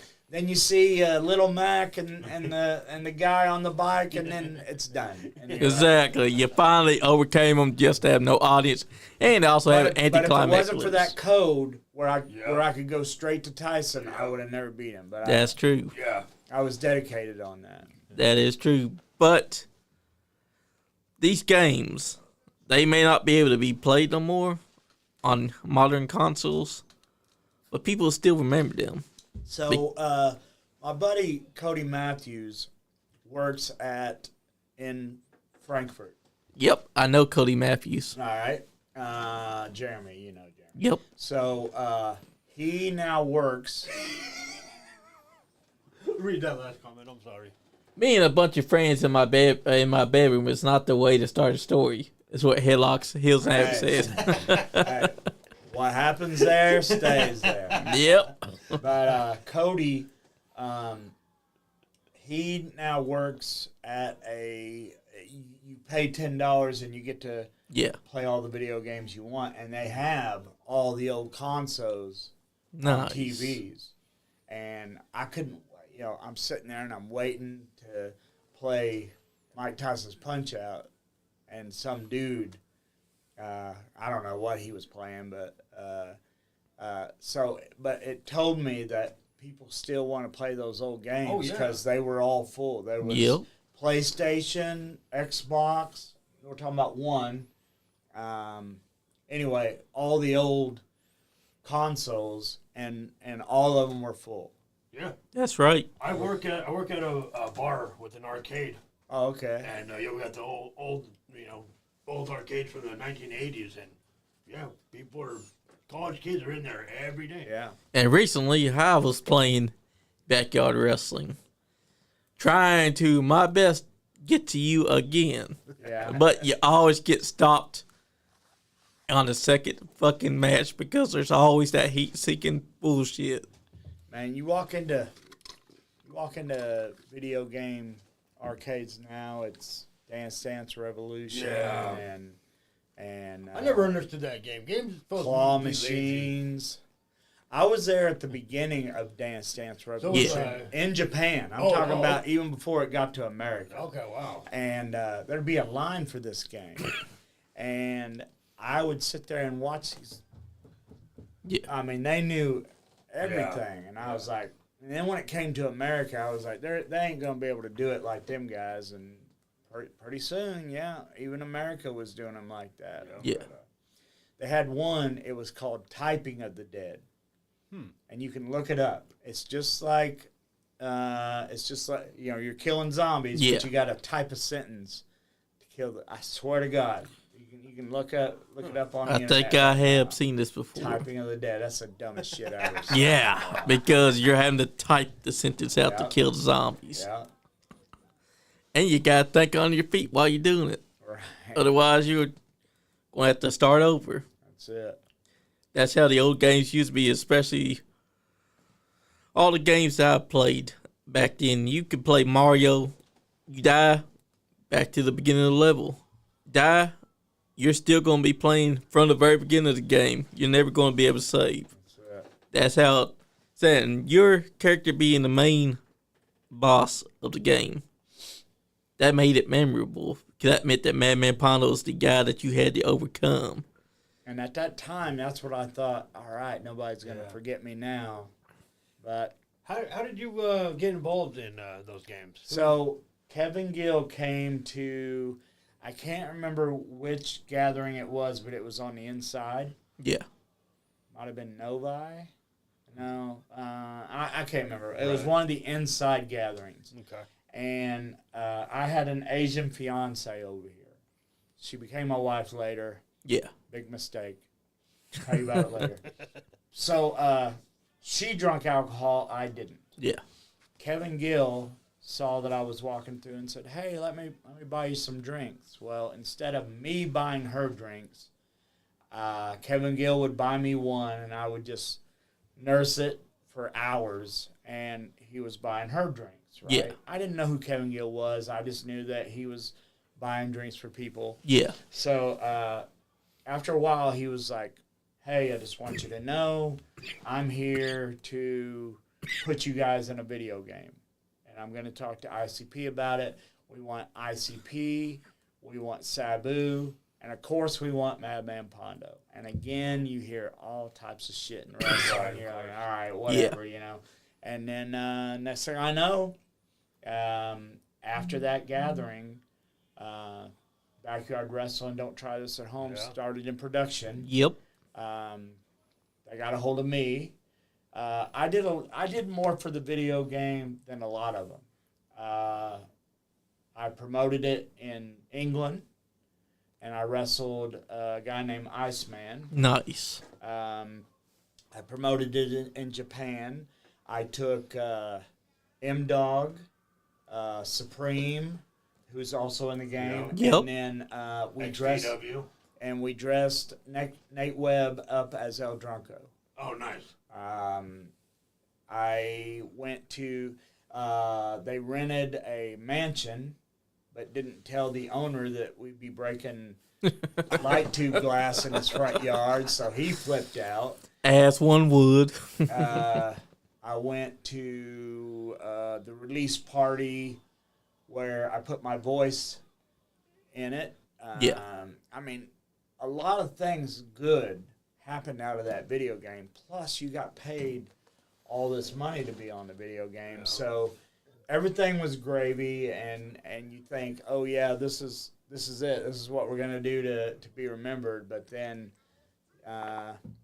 not even eBay has the video game. Oh, anymore. man. You realize, okay, all right, it's not what it's going to be. Which sucks because all those games are pretty damn good. Well, people do remember me for the game because the biggest line I get is, man, I used to whip your ass all the time. So my answer already is like, talking about the video game, right? Yeah. And they all think they're clever. They all think I've never heard it before, but I have. I always call them out there. Man, I used to whip your ass all the time. I remember every ass whooping I took, and it wasn't from you, pal. That's right. And you know, this Saturday, you and Draven Lee are going to lock horns. Yeah. First time in 20 years. Is it really 20 years? Yeah. Oh, shit, man. And Draven Lee is excited. Like, you're one of his biggest inspirations. And yeah, I heard his promo that he cut. Yep. And he's been wanting this match with you for a while now. He said on our podcast that he'd like to wrestle Pondo. Here it is. We wrestled each other before. That's right. Yeah, we wrestled each other for Freddie Cornell in West Virginia. Yeah. And now he gets his chance to have a one-on-one rematch with you. Cool deal. And that's badass because March 7th, XCF at the arena. People need to be there because they're going to see you and Draven Lee tear it up along with so many other names in this tournament. Jen, Shane Mercer, help me out. Charles Copeland, Zodiac, that's right. Omega's even going to be there. Omega. Nice. So many great names going to be taking each other on inside this tournament. You're all going for one thing, one simple objective. Satu Jin has to win this race. He's already said, whoever wins this tournament, it's nothing but a joke to him. He don't care because he go rock through him. We'll see how that goes. Exactly, because it almost sounds like he's downplaying the fact that there's deathmatch legends in this tournament. And he's also downplaying the fact that many of these men have whooped his ass before. It's like he's gotten cocky since he got complacent. Well, if you think about it, he's now also a deathmatch legend, I would say. And That's true. he did a tour in Japan for Big Japan. I mean, he's got his name out there. Yes, just he like does. the rest of us. But it almost seems like he's now downplaying all of y'all because to him, he's had this title 2 years. That's a big feat. And it's almost like he got complacent over time. Like he's not sweating y'all. He don't care who's winning this tournament. I like the guys who underestimate me because that makes my job easier by the end. And like I've been saying, any one of y'all could win this tournament and go on to face Satu Jin. That's it. And you have one of the most chances to come after that title. You got to think, Satu Jin versus Man Pondo, I think that's money. Yeah, we've done that a few times. Yes, y'all have. And I think that... I'm about that. Sorry, I don't mean to reference. It's all right. But I can't remember how much I weighed there, but I think I weigh less now. I think you Exactly. weigh a lot less now. Congratulations. Oh, thank you, man. Congratulations on your weight loss I journey. was 332 pounds, sleep apnea, about to die every time my eyes shut. Couldn't walk around Disney or Universal without having to sit down or getting blisters on my feet. Now I'm in extra large T-shirts. This is a large. Oh, no. Yep. The shirt that I wore in was large, and I'm 196 pounds. I can't remember the last time I was under 200 pounds in my life. And here's the problem with that. When I was fat, people all the time was like, oh, my God, Pondo's going to fucking die. And now I've lost all this weight, and everybody's like, oh, my God, Pondo's going to fucking die. Like, I can't win for losing with this I know, shit. right? But I just want everybody to know, I'm not diseased. I'm not fraying away from some virus inside of me. I'm trying to be this small, so please congratulate me from now on. Exactly. Instead of wishing my death on me or Because you're trying to do a weight loss journey. You've been putting in the work to lose a lot of weight. well, October 17th, I had gastric sleeve surgery, and October 20th, I went and flew to Philly and wrestled. Yeah.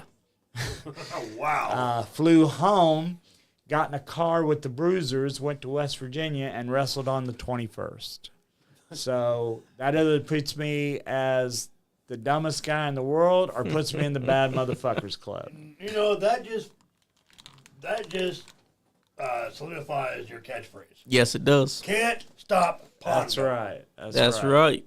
And the people, they used to like chanting Pondo's fat all the time. Well, now they can't because you've lost all that weight. Well, they can, but it's PHAT now. Yeah, there you go. Yeah, that's true. But that's what makes you Pondo, is that they never know what Pondo's going to do. That's right. And with your latest book that's coming up, when they do get their hands on it, they're in for a treat. It's way different than the first one, though. I hope people get into it. So, here's the thing. If they get into the horror icons, Yeah. I've met so many. I met the Warriors. Yeah. I've met Lee Majors, who's Yeah. a $6 million man. I met. You know, you might have to come to the Scarefest. I go every year. Do you? Yeah, Ryan Huff. You know Ryan Huff? I haven't met him, no. Anyway, he gets me in, and Okay. and the reason that the guy who owns it tells Ryan, let that Pondo come in, is because I don't waste time. I'm not just walking around like I actually meet Right. some of the celebrities because that's me. Well, I mean, next year, set up a table and sell your book. So when Jeff was running it, Yeah. can't remember his last name. I'm so terrible. But anyway, when he was running it, he gave me a table, and he put me right next to Elvira. Nice. Nice. Okay, which was cool that I got to talk to Elvira. Like everybody's saying, it was a big story not too long ago. Elvira came out. Elvira came out to me a long time ago and saying, hey, this is my life partner, so she must have liked me to tell me that. Yep. And every time she wasn't busy, which wasn't much because she always had a line, she would talk to me, and which was just outrageous to me. But nobody gave a shit that I was there because Elvira's line was wrapped around my table. Therefore, people walking through, they wouldn't even see that I was over there. And even if they did, I don't think they would really give a shit. But then they gave me a room to do a question and answering. But they also gave, I think it was the Children of the Corn guys, another room Yeah. the same time as mine. Courtney Gaines and whatever the little creepy dude. Yeah. So I think more people was, because it's a horror convention. Yeah. More people was interested in going there than there was mine. Yeah. So not that I am not Jeff Waldridge. Yeah. That's Not a good that- guy. We've actually had him in here. Yeah. Not that I am not appreciative of Jeff Waldridge. Oh, Hardway, yeah, Hardway. Yep. I'm in that. But maybe now, if I was to have a table, maybe more people would be into it. Yep. But back then, because now conventions also bring in a lot of wrestlers. They do. They wasn't bringing in a lot of wrestlers back then. Right. And me not having any TV notoriety, I mean, I had 2001 Maniacs, but nobody really knew, that I had anything to do with that. But I think if I had a table now, I want to do a thing, and I think Herb Simmons in St. Louis is going to let me do this for his Fan Fest. Nice. I have so many stories about so many people. I want to write them out on a dry erase board and then have people pick a number. That way I don't have to choose a story. Whoever picks a number will be able to say, hey, I want this story, because, shit, I got stories for days, guys. So. And that's a good thing to do. Yeah, it gives the people, it involves them more. Because they picked the story. That's I didn't right. pick the story, so hopefully And that shows you're smart as well, because you're already thinking ahead on what you want to do. Because you don't have to pick the story, because now you got the fans getting involved and telling you what story they want to hear. I'm the smartest dumbass you'll ever meet. That's a good way of describing it. But these people need to be ready for this, because when this book does release, they're going to want to read this. Hopefully. And they can still read the first book, because it's on Amazon, and it's personally with John Cosper. Visit deadpark.com. That's right. Who is also part of Grindhouse Pro Wrestling. He just wrote a book called We Are Grindhouse that's right now circulating. Go out there and get you a copy. Get yourself a Man Pondo copy. And then when that book finally drops that Pondo is releasing, go get that second copy, because you're going to want to see into Pondo's mind.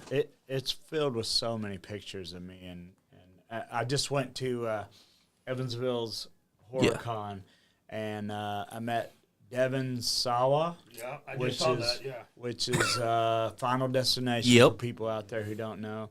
He was also in Casper. And Idle Hands. Yep. And a very underrated movie called SLC Punk. Yep. Me too, Love man. that movie. A lot of people don't even know what that is. I know. Yeah, that's confusing. I think that's one of those underrated ones. Matthew Lillard did such a good Yes, he job did. in that. And if you think about the complicated things that Matthew Lillard was talking about, but he talks, he points and says them.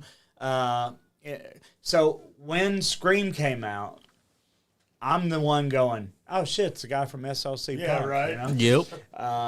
No, who's that guy? It's like, oh, you don't know Matthew Lillard? Yeah. And he also had the best line in Scream. You hit me with the phone, dick. Yes, he did. That's great. That's fucking great. If only I knew that wasn't written in a script, that Matthew Lillard came up with that. What a fucking genius that was. Yes, it was. I met Nancy Loomis, who played Annie in the first Halloween. I met Samantha, her last name, Vicky from Terrifier. Yeah, I'm trying to remember what her last name was. SC some shit. And I met Richard Brake, who he's the fourth reject now. Yeah. And he was in 31, but I met him because he was the Night King in Game of Thrones. I love me some Game of Thrones. I don't know if you guys do or not. I do too. Not so much that second shit that they came out with, like that Game of Thrones. I love that shit. And then March for Horror Hound. I don't know who else is going to be there, but Ralph Macchio, the Karate Kid. Hell yeah. I was a big Karate Kid fan back in the day, so I'm going to go meet Ralph Macchio. I love this new season of Cobra Kai. I didn't watch one season of that yet because I'm a big binge guy. Yeah. And when I fly overseas, like I flew to Japan, I watched Wednesday season 2. Yeah. Flew from Japan to Australia. I watched Squid Game season 3. You know, that's what I like to do. I like to save them series for them long flights. That way I've always got something I want to watch. And my next one I want to watch, and you guys can tell me if this is good or not, is Alien Earth. I haven't seen it. You seen it? I've not seen it yet. Oh, no. But I'm a big Alien Predator guy. Shit, I got Predator underwear on right now. I like Predator and Alien as well. But I will say Cobra Kai is worth the watch. Yeah. A little backstory for Cobra Kai. It started as a YouTube series. Yep. Oh, really? Yeah, so the first 2 seasons, it was under YouTube.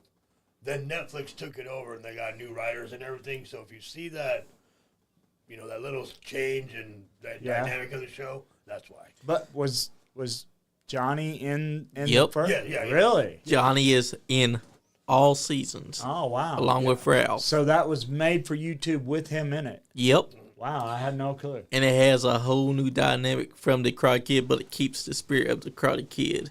Huh. But it's showing They bring you back- Johnny's They perspective. bring back all the old cast members from the movies. The only other thing I knew that did that was Hobo with a Shotgun. Yep. They made a fake trailer for YouTube, but it got so popular that they made a movie out of it.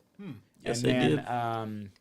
Eli Roth and all them guys in between Planet Terror and what was that called? Oh, that was called Grindhouse, right? Yep. Yeah. They made Machete, Yep. and Eli Roth said if Machete did good, that he would make Thanksgiving, which Machete didn't do that good, so he didn't make Thanksgiving Yeah. for a long time, but he made Thanksgiving now. But the one that I would want to see, do you guys remember the trailer for Don't? Yep. No. Oh, you don't I remember? remember it. They kept saying, "I know you want to knock on that door, but don't. I know you want to go in the basement, but don't." And then it kept going, "Don't." You don't remember that one? I work 2 jobs. I'm a single I hear ya. father. But I would got like time to for see kids. that. I would like Yeah, to see definitely. that. Not Simon Pegg, but what's the other guy's name? Simon Frost. Cowell? Yes. Frost. Yeah, Oh, Nick Frost. And Don't has one little flashlight scene, but he's like in a baby diaper. Yeah. So, yeah. People don't realize that's him, but I know, right? I pinpoint it. Headlocks Hills and Havoc said that their favorite line from Scream that Matthew says is, "My mom and dad are going to be so mad at me." Be so mad at me. Yeah. I'll be right back. And- I'm telling you, Matthew Lillard, man, so I'm not I don't go to a lot of kids movies, but Yeah. Scooby-Doo, he did Shaggy great. Yes, he did. You know what? I'm not a fan of the Scooby-Doo movies, but goddamn if he wasn't spot on. It's spot He on. was spot on. The only one I know who did a kid movie and was spot on was Jim Carrey as the Grinch. Yes. Yep. Oh my God, he did such a good job. That was with an amazing movie. He did such a good job at that the guys who imitate the Grinch at Universal now imitate Jim Carrey's Yes. Grinch. Hell yeah, they do. That's what I like. And that was the thing about Lyrics that Quentin Tarantino got so mad that he's like, he can't act. But here's the thing. Out of all of Quentin Tarantino's movies, you made all their names, but has any of the characters been as memorable as something that Matthew Lillard has done? Right. Because you can remember anything Matthew Lillard has said or 13 done. Ghosts. He was so good in 13. Yes, he Hackers? was. Yeah. SLC Punk. To me, SLC Punk was one of those movies that was before its time. Yep. Yeah. And if you watch SLC Punk today, it is a movie that you can relate to today. But so when do you think that came out? 96, 7? 90, I think. way before its time. Yeah. Yeah, it was. Headlocks Hill said that I laughed my ass off at him in Screen 7. Well, here's the thing, though. My boy. I wish that it was him. They brought him back just being AI. SLC Punk release date. I think that it came out, around 1999. 99, Yep. okay. That was a little bit after Scream then. But that just shows how good he was No, because that was before Scream, right? no, Scream came out in 1996. Oh, really? Yeah. That was as far back as genre defining it did not. series. No, Scream did not come out in 96. I saw Scream in theaters as a freshman. It was 99, 2000. Oh, it came out Scream released 96. No way. Yeah. 96. There's no what? Yeah. You're wrong, Big Beard. It was 96. I'm wrong too. Cause I remember. See? Yeah. All right, see, I'm not from I this was there, timeline, brother. So I'm not from this timeline, so in my timeline, it didn't come out till 99. I hear you. Which is weird because if it came out in 99, Wes Craven had been sitting on the gym for so long that he waited and waited. And movies were just copying his stuff before he even got to make it. Because if you think about when Scream came out, a lot of movies tried to copy that whole meta commentary that he was trying to do. Because Scream was all about making fun of the tropes of the horror genre. And that was his way of saying, relax, guys, it's not that serious. And it was funny, but also at the same time, such a great storyline because you got Billy Loomis, who's so great at his job, and then you got Stu. Stu is almost like the guy that's easy to manipulate, the guy that will be like, my mom and dad's going to be mad at me, Right. but he's going along with what he's doing. But you also know that Stu is willing to kill his ex. But you got Jamie Kennedy explaining what to do and what That's not right. to do in horror movies. And I thought that was great because in the second movie, they had to kill him because he was the guy that was so smart that he'd be explaining things. So they had to take him out and it catches you off guard because you didn't think that would happen. That was such a fucking fantastic movie as well. Like, I think people need to watch Scream 1 and 2 because watching that back, it holds up to this day. That's So- just how good it is. So, since I got you guys here, I get this argument a lot Yeah. because I'm like a horror movie fucking guru. Yeah.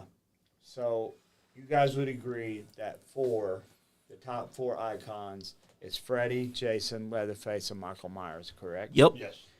So, people, I've gotten Scream, Ghostface as number Yeah. 5. I don't agree with that because it's never been the same killer.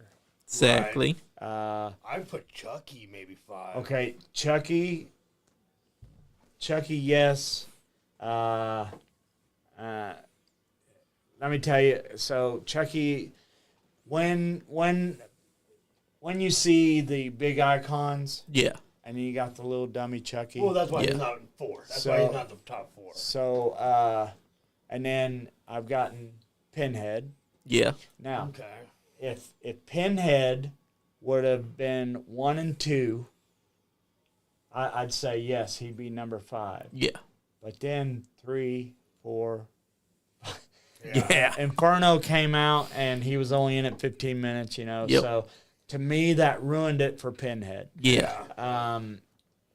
I get Candyman, who's only done 4 movies. Yeah. And now there's a 5th one that Tony Todd was only in Yeah. at the very end. Yeah. To me, and this is what I'm asking you guys, I think number 5 has now become Art the Clown. I do too. Because I go to Spirit Hollywood, Spirit Halloween, whatever Yeah. they're called, and there's all types of Terrifier shit, I costumes. don't disagree with you, Uh-huh. but I think time will have to tell that one. I think he's there, man. I do too because I really do think both he's Terrifier there. movies. Well, I mean, okay, but I still think Art the Clown is still too new of a character. You think so? It's still too new. But he has taken over the Well, horror but- world. Like, Everybody always clamors to the new thing. yeah. Everybody always clamors to the new Yeah. thing. And it's time, once the dust settles, does he stay there or do people move on? That's Well, my no, thing. after this next movie that's supposed to be I the think- I last. think I it's another thought- 15, 20 years before we can I really got him answer as that. number 5, though. I think do he's too. Number 5. I went to. I've been to Halloween Horror Nights 4 years in a row. I missed the Texas Chainsaw Massacre house. I went to the Jason house, the Michael Myers house. There was no Freddy house. Yeah. But the Terrifier house this last year, I almost said this year. I keep doing that. Yeah. The Terrifier house last year had a 2.5 hour wait. Wow. Okay, not the Michael Myers house, not the Leatherface house, not the Exorcist house, not the Black Phone, none of that. Yeah. But that Terrifier house, there was and you can go to horror conventions. So many people are dressed like Art the Clown and the Pale Girl. That's right. I think Art the Clown's number 5. I do too, because if you think about it, before the Terrifier movies, he was inside short films. There was a All Hallows Eve. All Hallows Eve. Yeah. At that time, they had a different actor playing them. Yeah, Michael. But he still had the core character of who Art the Clown is. The new guy that's playing Art took him to a whole nother level. David Howard Thornton. What a That's nice right. guy. What a nice guy, man. And for me, Chucky may be inside the fifth talk. Yeah, he's good, but Chucky's in there. I'm not gonna lie. Yeah, he's in there. But I feel like Art the Clown is taking that spot because he's such a great creative killer. I think Pinhead would be before Chucky though. Yeah, because Pinhead is creative as well. You don't think so? Like you said, with 4, 5, and 6. Yeah. Pretty bad. I mean, don't get me wrong. You know what? I like Spawn Bloodline. of Chuck. So. Like, don't get me wrong. Spawn of Chucky and the new television series. Like, don't get me wrong. That's all garbage too. Yeah. For Hellraiser, number 3 was such a piece of shit. Yeah. But so that made people look at number 4 like it was going to be a piece of shit. But and of course they were in space and all that thing. But number 4, Bloodlines, told the story of the box. Yes. Yep. So I was sold on it. So 1, 2, fuck 3, go straight to 4. Yep. If you ask me.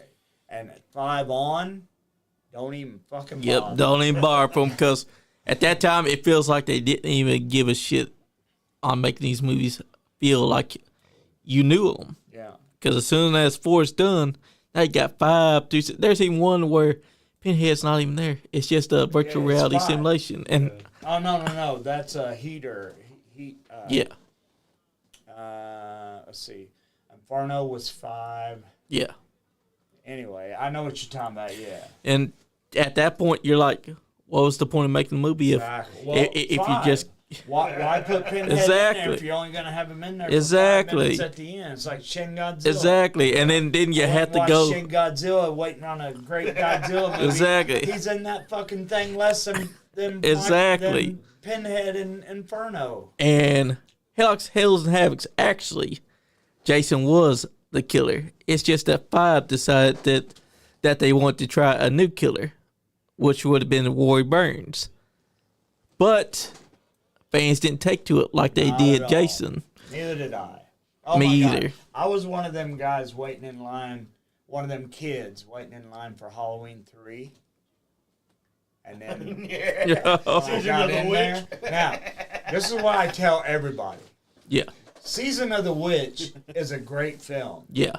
Halloween 3 is not. Right. Yep. Okay? Right. Does that make sense? It to you? does. Because because- Season of the Witch should have been Halloween 2. You damn right. And the thing is that if they want to do an anthology series, they Tell didn't have people. to. Yeah, they shouldn't have. They didn't tell anybody. Exactly. And they shouldn't have marketed it like it was another Halloween film. I went to that theater. So this was back in the day. I lived in Florida, Illinois, like I'd already said, population 5,000. Our theater had one movie in it. Yeah. Okay? I had to go to Evansville, Indiana, that had, all types of movie theaters. That's where me and a bunch of friends would go to watch opening release of movies. And we didn't get to go to the 7 o'clock Halloween 3 because it sold out. So we had to waste time doing shit. Yep. Got to Halloween 3, 9:45 or whatever it was.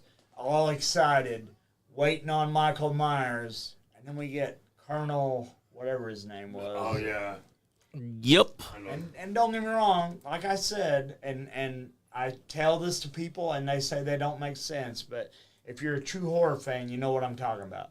Season of the Witch is a great movie. It is. Halloween 3 is not. That's right.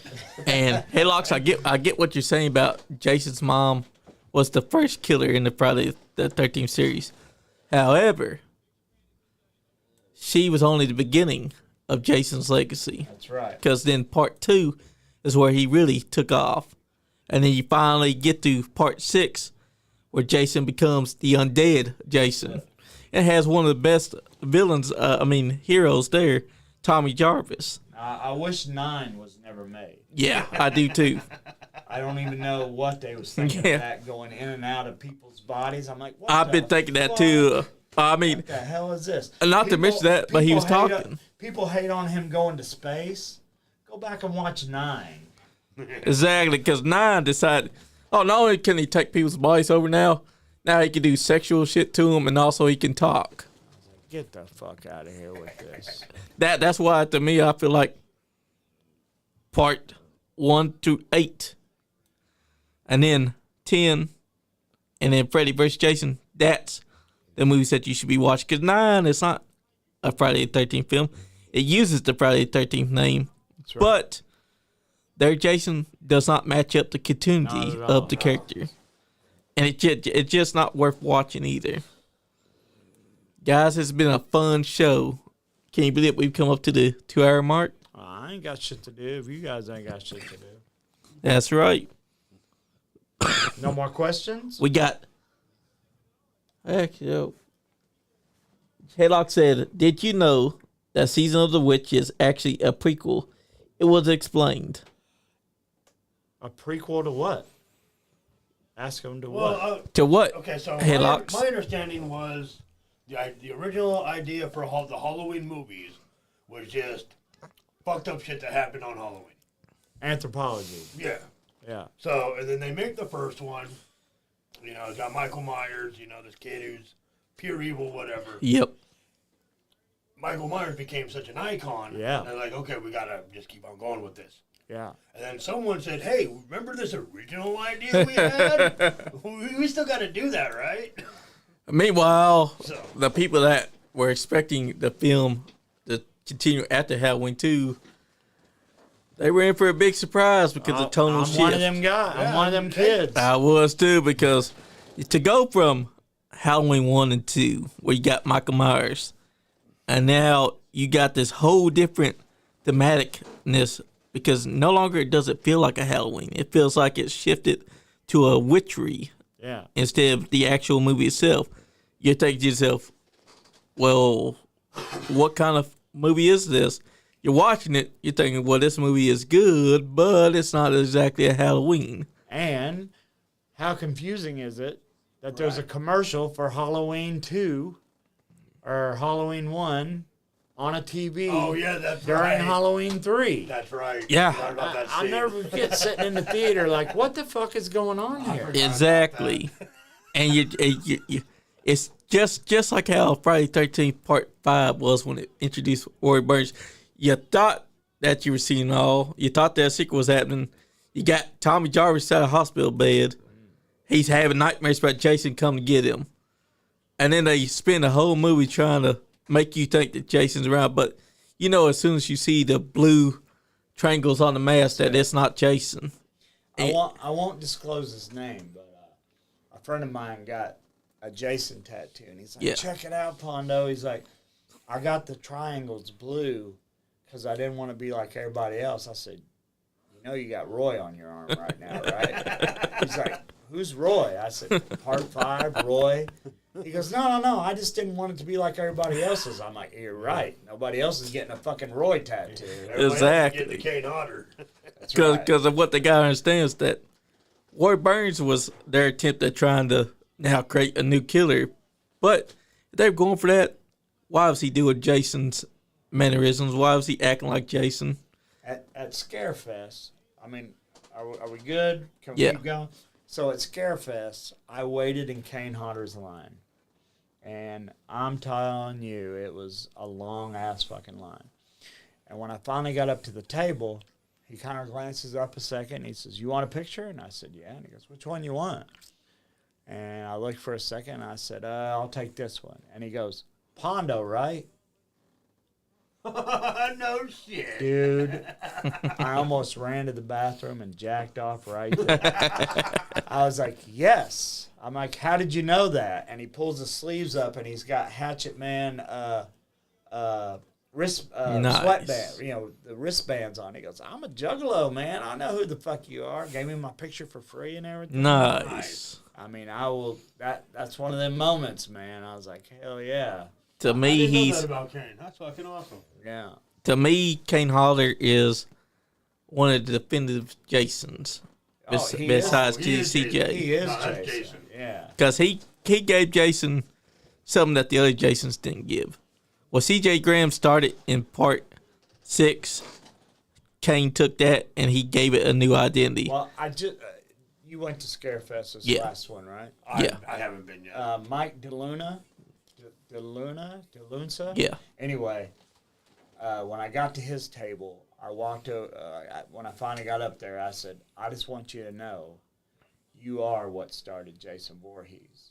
And he's kind of looking at me, and I said, "You were the start of the hockey mask. You was Jason in part 3. That's where the hockey mask came from." That's right. Ari Lehman pulled her down in the canoe. Yep. Part 2, Baghead. Yep. Part 3, Hockey mask. Yep. And he got it and he got it the because iconic look. hockey mask. and he all got the way mask through. because of a character that was inside that movie that liked to scare people with masks. Yeah, and the Jason- comedian kid. Yeah. Yep, and Jason ended up taking that mask from him, and that became his signature look after that. That's right. And that was a pretty badass look to go with. Hell yeah. Did you ever see that show, Hollister? Hollister. It had, I forget the actors in it. They did that movie, Frozen, Oh, I love Frozen. where they're stuck on that lift. Yeah, yeah. And it was those guys. They did I think 2 seasons of a show with Odorous from Guar. Oh, really? Yeah, and it's got Kane Hodder does a special appearance, Tony Todd, all those guys. And Tony Todd was one of those special kinds of characters, too. Oh, hell yes! Dave Brocky took the tattoo gun and put his name in my leg. And then I got this tattoo done later, but he put his name in my leg. Now, can you see the O? Yeah. That is Dave Brocky's very first tattoo that he ever gave. He got Holy ready. shit. He got ready to fix the O, and I said, "No, that's your first tattoo. Leave it just like that." That's fucking crazy. That's right. So that is Odorous Urungus's His first autograph. R.I.P. to him. And then I also have. I'm trying to show your. I got the Tall Man Oh, nice. with Angus Scrim signed my leg. Wow. But yeah, That's badass. That Odorous tattoo. That was his only tattoo he ever gave. R.I.P. to him. And what a humble guy he was. Yes, he Did you ever was. meet him? No, never. Not yet. Much, man. He I was wish I he had. was so down to earth. So they did a tour in Japan, and he knew that I'd been over there wrestling a Yeah. lot. And I get a text from him. He said, "Pondo, we're killing it over here." And I'm like, "That's great." And he writes me back, and he goes, "You'd be so proud of us." And I'm like, "Dave, you're Guar. I'm already fucking proud of you." But, that's the way he thought. He was so down to earth and so cool. I want Pondo to be proud of me in Japan. I'm already fucking proud of you. That's fucking awesome. Yeah, he was such a That's good what I'm dude. talking about. Well, Haylox wanted to say this to you. He said, right. yes, it was originally an anthology. Seeing of which came out, it bombed so bad that they wanted to erase it from the timeline. remember But instead that. of erasing it, it would explain that it's actually a prequel because the witchcraft that they were using in the chips is what actually caused Michael Myers to go crazy. He had the original pumpkin mask from Silver Shamrock. When he got it, it was a test chip that only drove him crazy and gave him supernatural powers. It didn't turn his head to snakes and crap. That was the explanation I read from, I think it was John Carter's wife. But here's the thing. Halloween 4 and 5. Yes. They gave a different explanation. The Curse of Thorns is on his arm. This is what was causing him to go mad like he did, and why Loomis was saying that he was a child devoid of emotion and everything. Yeah. That was the explanation that 4 through 6 was given. And like you said, they showed a clip from 1. Yes. So if 3 is a prequel to 1, how can 1 exist? Exactly. And I don't know if you guys saw the extra footage of Halloween 6. No. Thank God they didn't go with this, but there was some certain stones that Michael Myers could not. You can look it up on YouTube.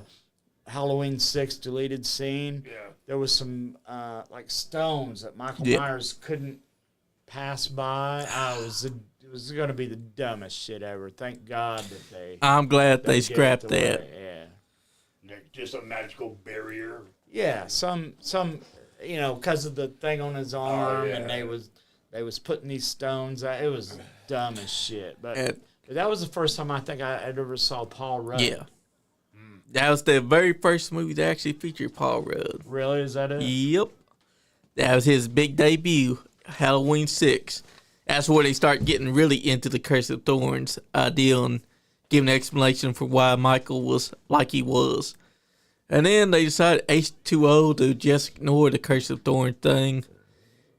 But they still had Jamie as the sister. Yeah. And that they did some weird stuff, I'll tell you what. But because I enjoyed that. I did that too, because she went back and tried to kill him. Because that's better than what we got with Halloween, which is the new trilogy where they build up Michael to be this supernatural like being. Yeah. But then for the third and final movie, Michael's now just an old broken man. Wow. What number was H2O? That was 7. That was 7. Yep. Yeah. That's when you realize that Michael Myers has a problem beating rap stars. Yeah, because Busta apparently Rhymes beat his ass. Yeah, with the LL Kung Fu. Cool J couldn't beat him. It was funny because they kill off Lori by having him stab her. She kisses his mask. And then he just goes back to his old home and he's living there for a while, not killing no more. And then he starts up killing because a bunch of people decided to come to his house. I guess, really, he wasn't a killer at that time. He was just defending his home. Well, I guess you can look at it that way. And then 2018 to Halloween ends, it's like they didn't know what they want Michaels to be. First movie, they want him to be supernatural, an old man that's angry, doesn't know who Laurie Strode is, by the way. He's only comes after her because he's a killing machine. And he just crossed paths with her again. Daniel Harris was just on Facebook not too long ago talking about getting with Mohammed, whatever his name is, son. Yeah. Mohammed is now dead, and now his son owns the rights to some kind of Halloween something. And she was saying, and she's right, I think she's right, if they made a new movie of, what was Daniel Harris's name? It was Jamie instead. Jamie Strode, right? Yep. Yeah. If you put Jamie Strode versus Michael Myers, I think people would go see that. I do too. More than this babysitter that I don't know what the hell that shit was. Exactly. I loved Halloween. Then I loved Halloween Kills when he went out there and killed all them firemen. Yep. And then this babysitter. What the fuck was this? Yeah. What do you think of the Rob Zombie remakes? One, I liked the first one that he did because they told more of the story of Michael Myers. Yes. 2, total dog shit. Not total dog shit. All the hospital stuff was cool, but then that was just a dream. Yeah. Yeah. and then it went. And here's the thing. And 2 had them eating dogs and walking around unmasked the whole time. If I had a wife, I would want to keep her happy. I say that, but I've been divorced 3 times, so I'm lying. But Rob Zombie believes in happy wife, happy life. Yeah. Yeah. And that's why his wife is in every fucking thing he does. But Halloween 2 did not need a spirit mom. You're right. Yes. Yes. Give her any other. I mean, talk about her dying before she died in the first Rob Zombie movie, and give her that part. Don't make her a major player in being. I'll tell you, House of a Thousand Corpse, Yeah. and Devil's Rejects, and even 3 from Hell. Sherry Moon Zombie does a great baby. Yep. She is great as that character. She is. Putting her versus in 31, she's going after all these killers, or oh my God, Lords of Salem was such a piece of shit. It was. It had promise to begin with, and then you got all these preachers jacking off dildos with some ugly midget running around. What the fuck was that? Yeah. He loves his wife. She's beautiful. Yep. Shows her ass in every. She does. Thank you, Sherry. Not hers. And she did show Not it. hers. It's not really her ass. It's not her ass. Oh. Even in Super Beasto, Hey, we she's at a least got to have character. cartoon newsy. Yeah, right. She's a character in that. Yep. She was a terrible Lily Munster, She Yes, was. Yes. but the other guy had Herman's laugh down. Yes, he Fucking- did. I mean, great. The other guy who played Grandpa, I think they could have got somebody better. Yeah, they could have. But Rob Zombie has his core actors that he likes to use. Yeah. So that's who he uses. Yeah. But I would like to see Danny DeVito as Grandpa. you think so? Maybe, Danny DeVito? Maybe. I really don't know who I would have cast Yeah. as Grandpa, but 100 other motherfuckers could have been Herman. Yeah, they could have. Yeah. To me. Yeah. To me. I didn't like the script of that. Me neither. I didn't either. There's a new He-Man movie coming out. I Yep. saw a trailer. I'm kind of excited for Really? it. I'm I just wanted a He-Man episode. Yeah. I wanted He-Man versus Skeletor, not a college kid who has to go find a sword and then get thrown back into, I'm so tired of this multiverse yes. bullshit. I am Even tired of Terrifier 3 has a multiverse some shit Yep. in the end of it. I mean, No, I'm with stop you at on the that. multiverse. And apparently, With you on we're going that. to get some backstory on who Art Clown is. That's what his director has I'm said. gonna go. I know I'm gonna go. I but will too. At the end of part 3, I was like, "What the fuck?" Yeah, You know? because now we're going to hell. Yeah. Because at the end of Terrifier 3, now the girl's been taken to hell with Art the Clown. And apparently, we're going to be going there now. I ain't gonna lie. I liked Hellraiser 2 better than I did the original Hellraiser I did too. Yes. because they went to hell and the doctor And we got to all see the this shit. engineer itself, Exactly.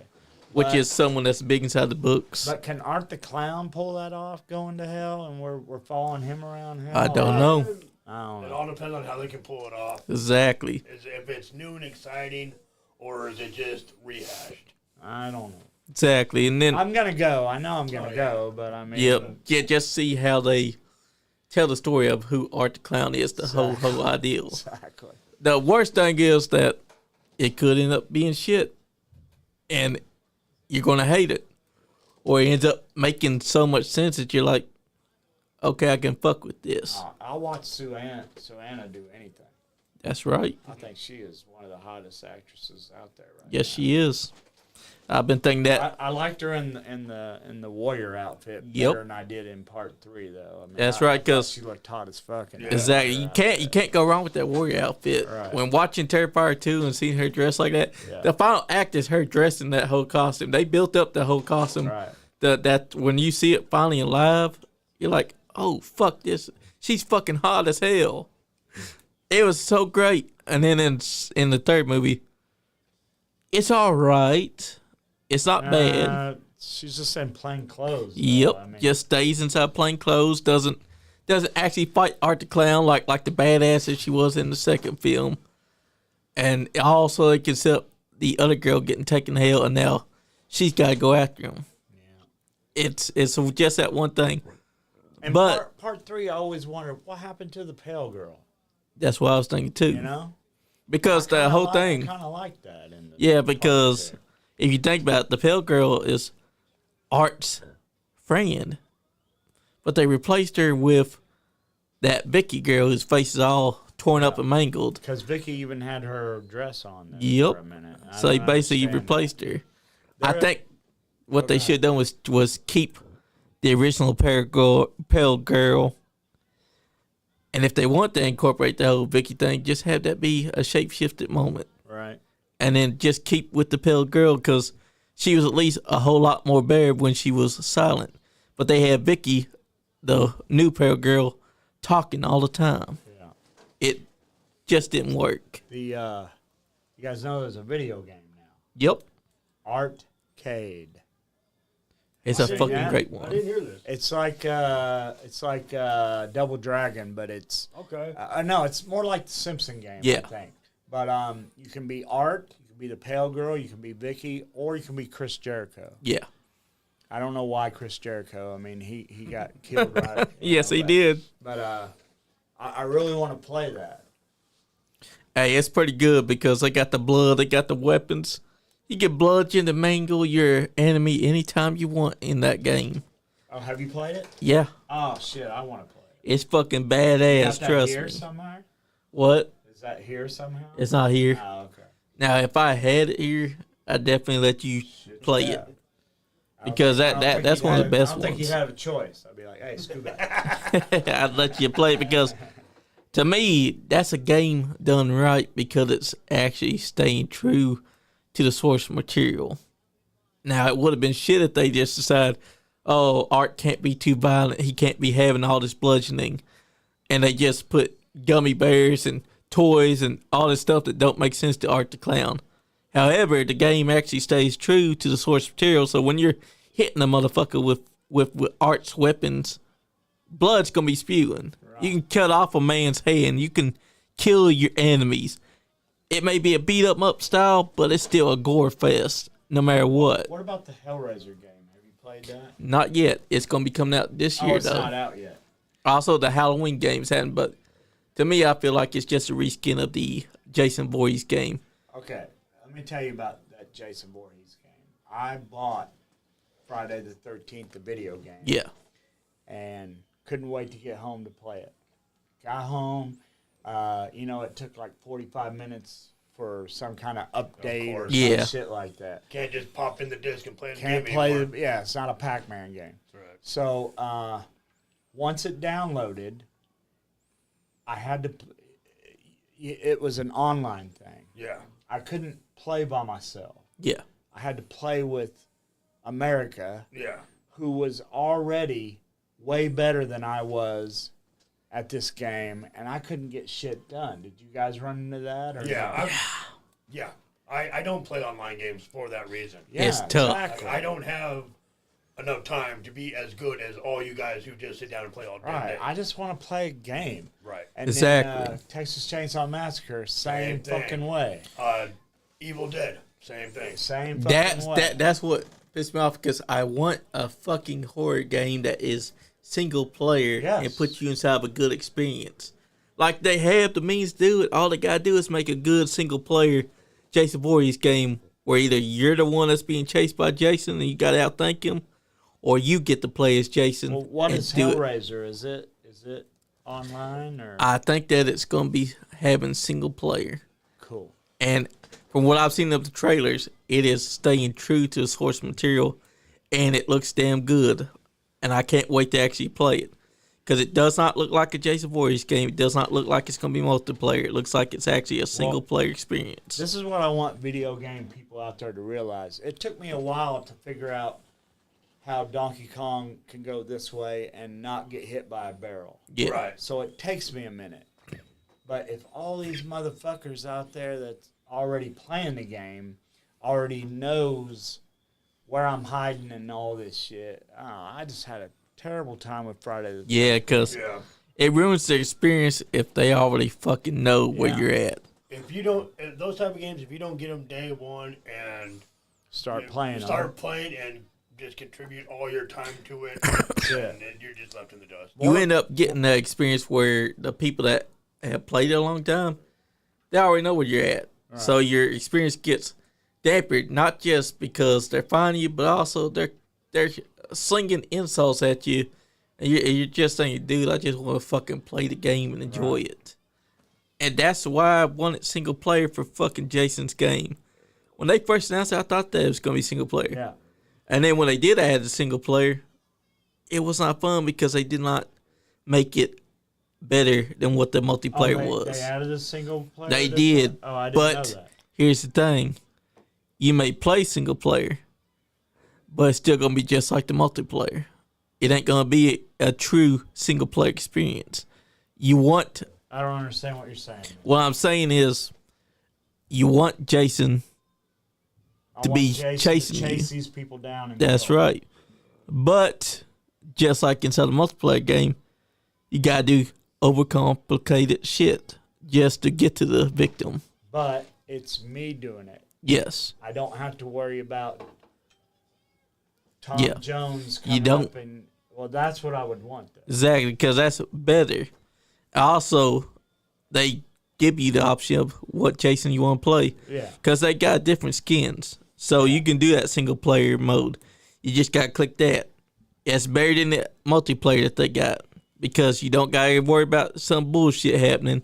Because you're playing as Jason. Wait a minute. You mean the game that I have now Yeah, has a single player? it does.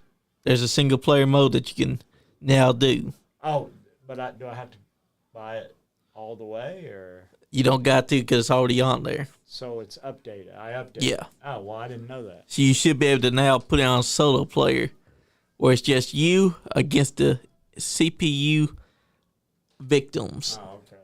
And you can hunt them to your leisure. You don't got to worry about some dickhead ruining your experience. Well, it's better than the old one where you throw rocks. Exactly.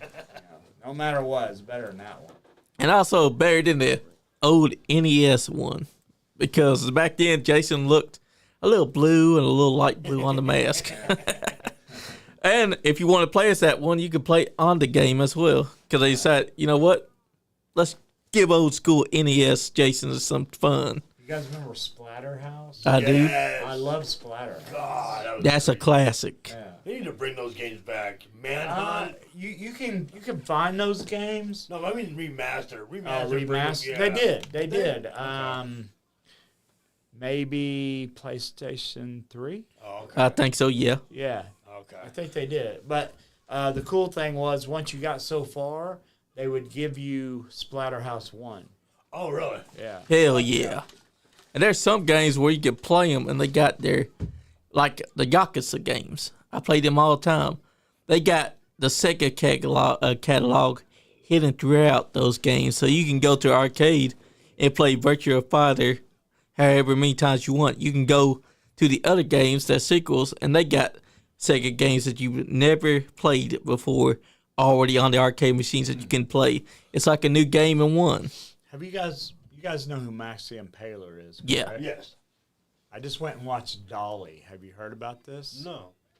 It's the first time hearing about it. She's the main killer. Oh, wait, I think I saw like a thing, like a advertisement Yeah. on Facebook for it. The whole time, I thought it was a guy that they dressed up as a girl, and then when the credits hit, it said Max the Impaler. I was like, holy shit. She did such a good job. So, if you like old... Let me give you the premise. So, two people go to the woods. Dolly's killing people. You know, I mean, it's 80s shit. But Hell yeah. I love 80s shit. Oh, yeah. So do I. So, Dolly, if you get a chance, go see Dolly. It's got Max the Impaler and it's got Stifler. Okay. It's got- Sean William Scott. Yeah, and who's the guy from? Oh fuck, he was really Mallrats. He was staring at the painting. Oh, He was fat. Now he's all buff. Yes. I know exactly. Anyway, it's Ethan Suplee. Yeah, it's got all three of them: Max, Ethan, and Nice. Stifler in it. I'm going to have to give this a shot and check it out. Yeah, I went to the early release on Tuesday. It doesn't come out. Oh, it came out today. Actually, it came out Okay. today. Yeah, I'm going to have to check this out then. Because that's a fucking great premise there to have the 80s horror aesthetic to it. Well, That's what I look for. So I fell for that though, because I went and I watched a trailer for Skidamarink, Yeah. and it was retro looking, and I Yeah. thought, oh, this is gonna be awesome. Worst piece of shit I ever saw. And it ended up not having the 80s aesthetic that you thought that was going to have. So I'm pissed at myself. So me and my buddy Terry Harper, we went to one theater and it messed up. So they gave us free tickets to come back. Yeah. So we raced to another theater to watch this piece of shit. Damn. We got time, right? Yeah. What's your 3 worst horror movies? I can give you mine right off the fucking bat. You probably heard all 3 of mine. Yeah. Lords of Salem, number 3. Hereditary, number 2. Skidamarink, number 1. Lords of Salem would be my number 3 because fucking movie went in there, made me think it was going to be good because I read the premise. Yep. I thought that Sherry Moon's might be It different had this time. promise in the beginning, and Yep. then it just goes to fucking Yep. art film horseshit. Yeah. Friday the 13th Part 5 because they Oh, want really? me to believe that is Jason, but they already gave it away that was not Jason because Roy, the mask is blue. right? And then for my number 1, this one's a tough one for me because there's so many I've seen that did not live up to the expectation that they made me believe that they would. To be a terrible movie for me, like I love trauma films. Oh, I love Trauma. I do Alright. too. Yes. So I love that kind of shit, but As long as you make fun of yourself. Trauma so, makes fun of itself, so it's acceptable. so I hated Hereditary a lot, but what I learned about A24 Yeah. films is they like to put clues during their movie. I didn't know that for Hereditary. People tell me, which I'm not going to do it. They say, watch Hereditary now that you know that, and you'll see the clues. Fuck that. I didn't go see Police Academy to see clues of how people were. Yeah. Right. Okay. So, You don't need a film insulting your intelligence. but I was with a girl, and she wanted to go watch Midsummer, which is also A24. Yeah. Florence Pugh, you know what I'm talking about. Yeah. But by then, I knew A24 puts clues in their movies. Yeah. So for Midsummer, oh, okay. All right, I see this clue. Okay. Boom, the finish hits. I didn't mind Midsummer. Yeah. X. I didn't mind X. They put those little things all through there. I didn't like Pearl or Maxine, but I liked X. Art films. I can't stand art films. Yeah. And that's what A24 is. They are art They love to film. put those clues in there, but So stupid. at the worst point of fucking up the story and also pissing you off because you sit down and you want to watch a really good film. Now I'm gonna fuck you up. Do you know who's trying to purchase Texas Chainsaw Massacre? Who's that? A24. Oh, God. fuck. Swear. Fuck. I think they might have already purchased it, and they're gonna make a Texas Chainsaw Massacre TV series out of it. There goes Leatherface for you, folks. He's gone from a horror icon to now. What's your 3, Big Beard? Did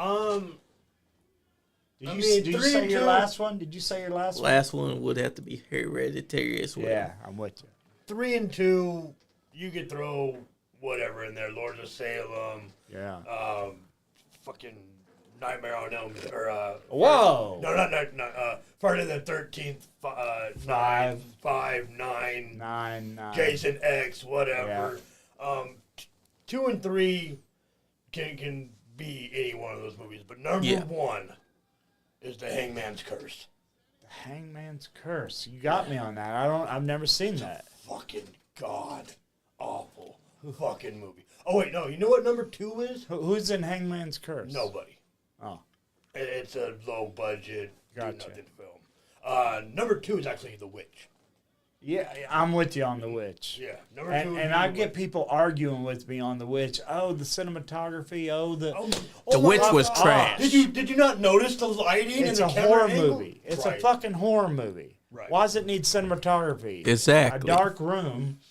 Yeah, I'm with you on The Back Witch. in my day, horror movies needed titties, killing, 80s. and you didn't really need too much of the plot because you already knew. So when I got done filming 2001 Maniacs, Necro watched it. Yeah. And me and him are sitting in Japan. He goes, "Man, Pondo, you're so lucky you was in 2001 Maniacs." I said, "Necro, you was in The Wrestler. you was mentioned. Your name was mentioned by James Franco on the Oscars. Oh my God, what's the main actor's name? Mickey Rourke. Mickey Rourke has a dog named Necro. What are you talking about? You were happy that I was in 2001 Maniacs. He goes, well, your movie had drugs and titties. I'm like, all right. Oh, wait. Point taken. Necro, there was titties inside your movie as well because Marissa Tomei does get her titties out. Yeah, but I don't think he was there for that day of filming. Oh, man. He might not have been. If he was, he probably would be like, yeah, I had the best titties in the house. I got to watch The Milkmaids, 2001 Maniacs, which you put the thing. I got to watch her scene, but the rest of them wasn't having it. They're like, nah, yeah. But hey, that happens in the movie business. But I have seen 2001 Maniacs. I love that movie. For a first movie, I think I did a good fucking job. I think it's not that I did that on purpose. Yeah. But Roy Canarum and Pat Tanatello, rest in peace, Pat, they were filming the JCW shows. And I always had a horror movie t-shirt on. So I got along great with them guys. You know, just like you two, we talked fucking horror movies and shit. And finally they said, hey, we got a horror movie coming up. Do you want to get in it? And without missing a beat, I said, fuck yeah. Hell yeah. So 1 month, 2 months, 6 months, 7 months went by, nothing. And finally they said, okay, we got the movie. We need you in Atlanta at da-da-da day. And I'm like, I'm there. And they're like, they're going to feed you during filming. They'll give you $40 a day. Shit, I would have fed them and gave them $40 a day. That's right. So what they didn't tell me was Robert Englund is in this film. They didn't tell me that Travis Tritt was in this film. Oh, they did not tell me that Eli Roth would be directing this film. They did not tell me that Lynn Shay was going to, all I knew was I'm in a horror movie. Yep. Didn't care about the pay, didn't care about the food. Horror movie. That's right.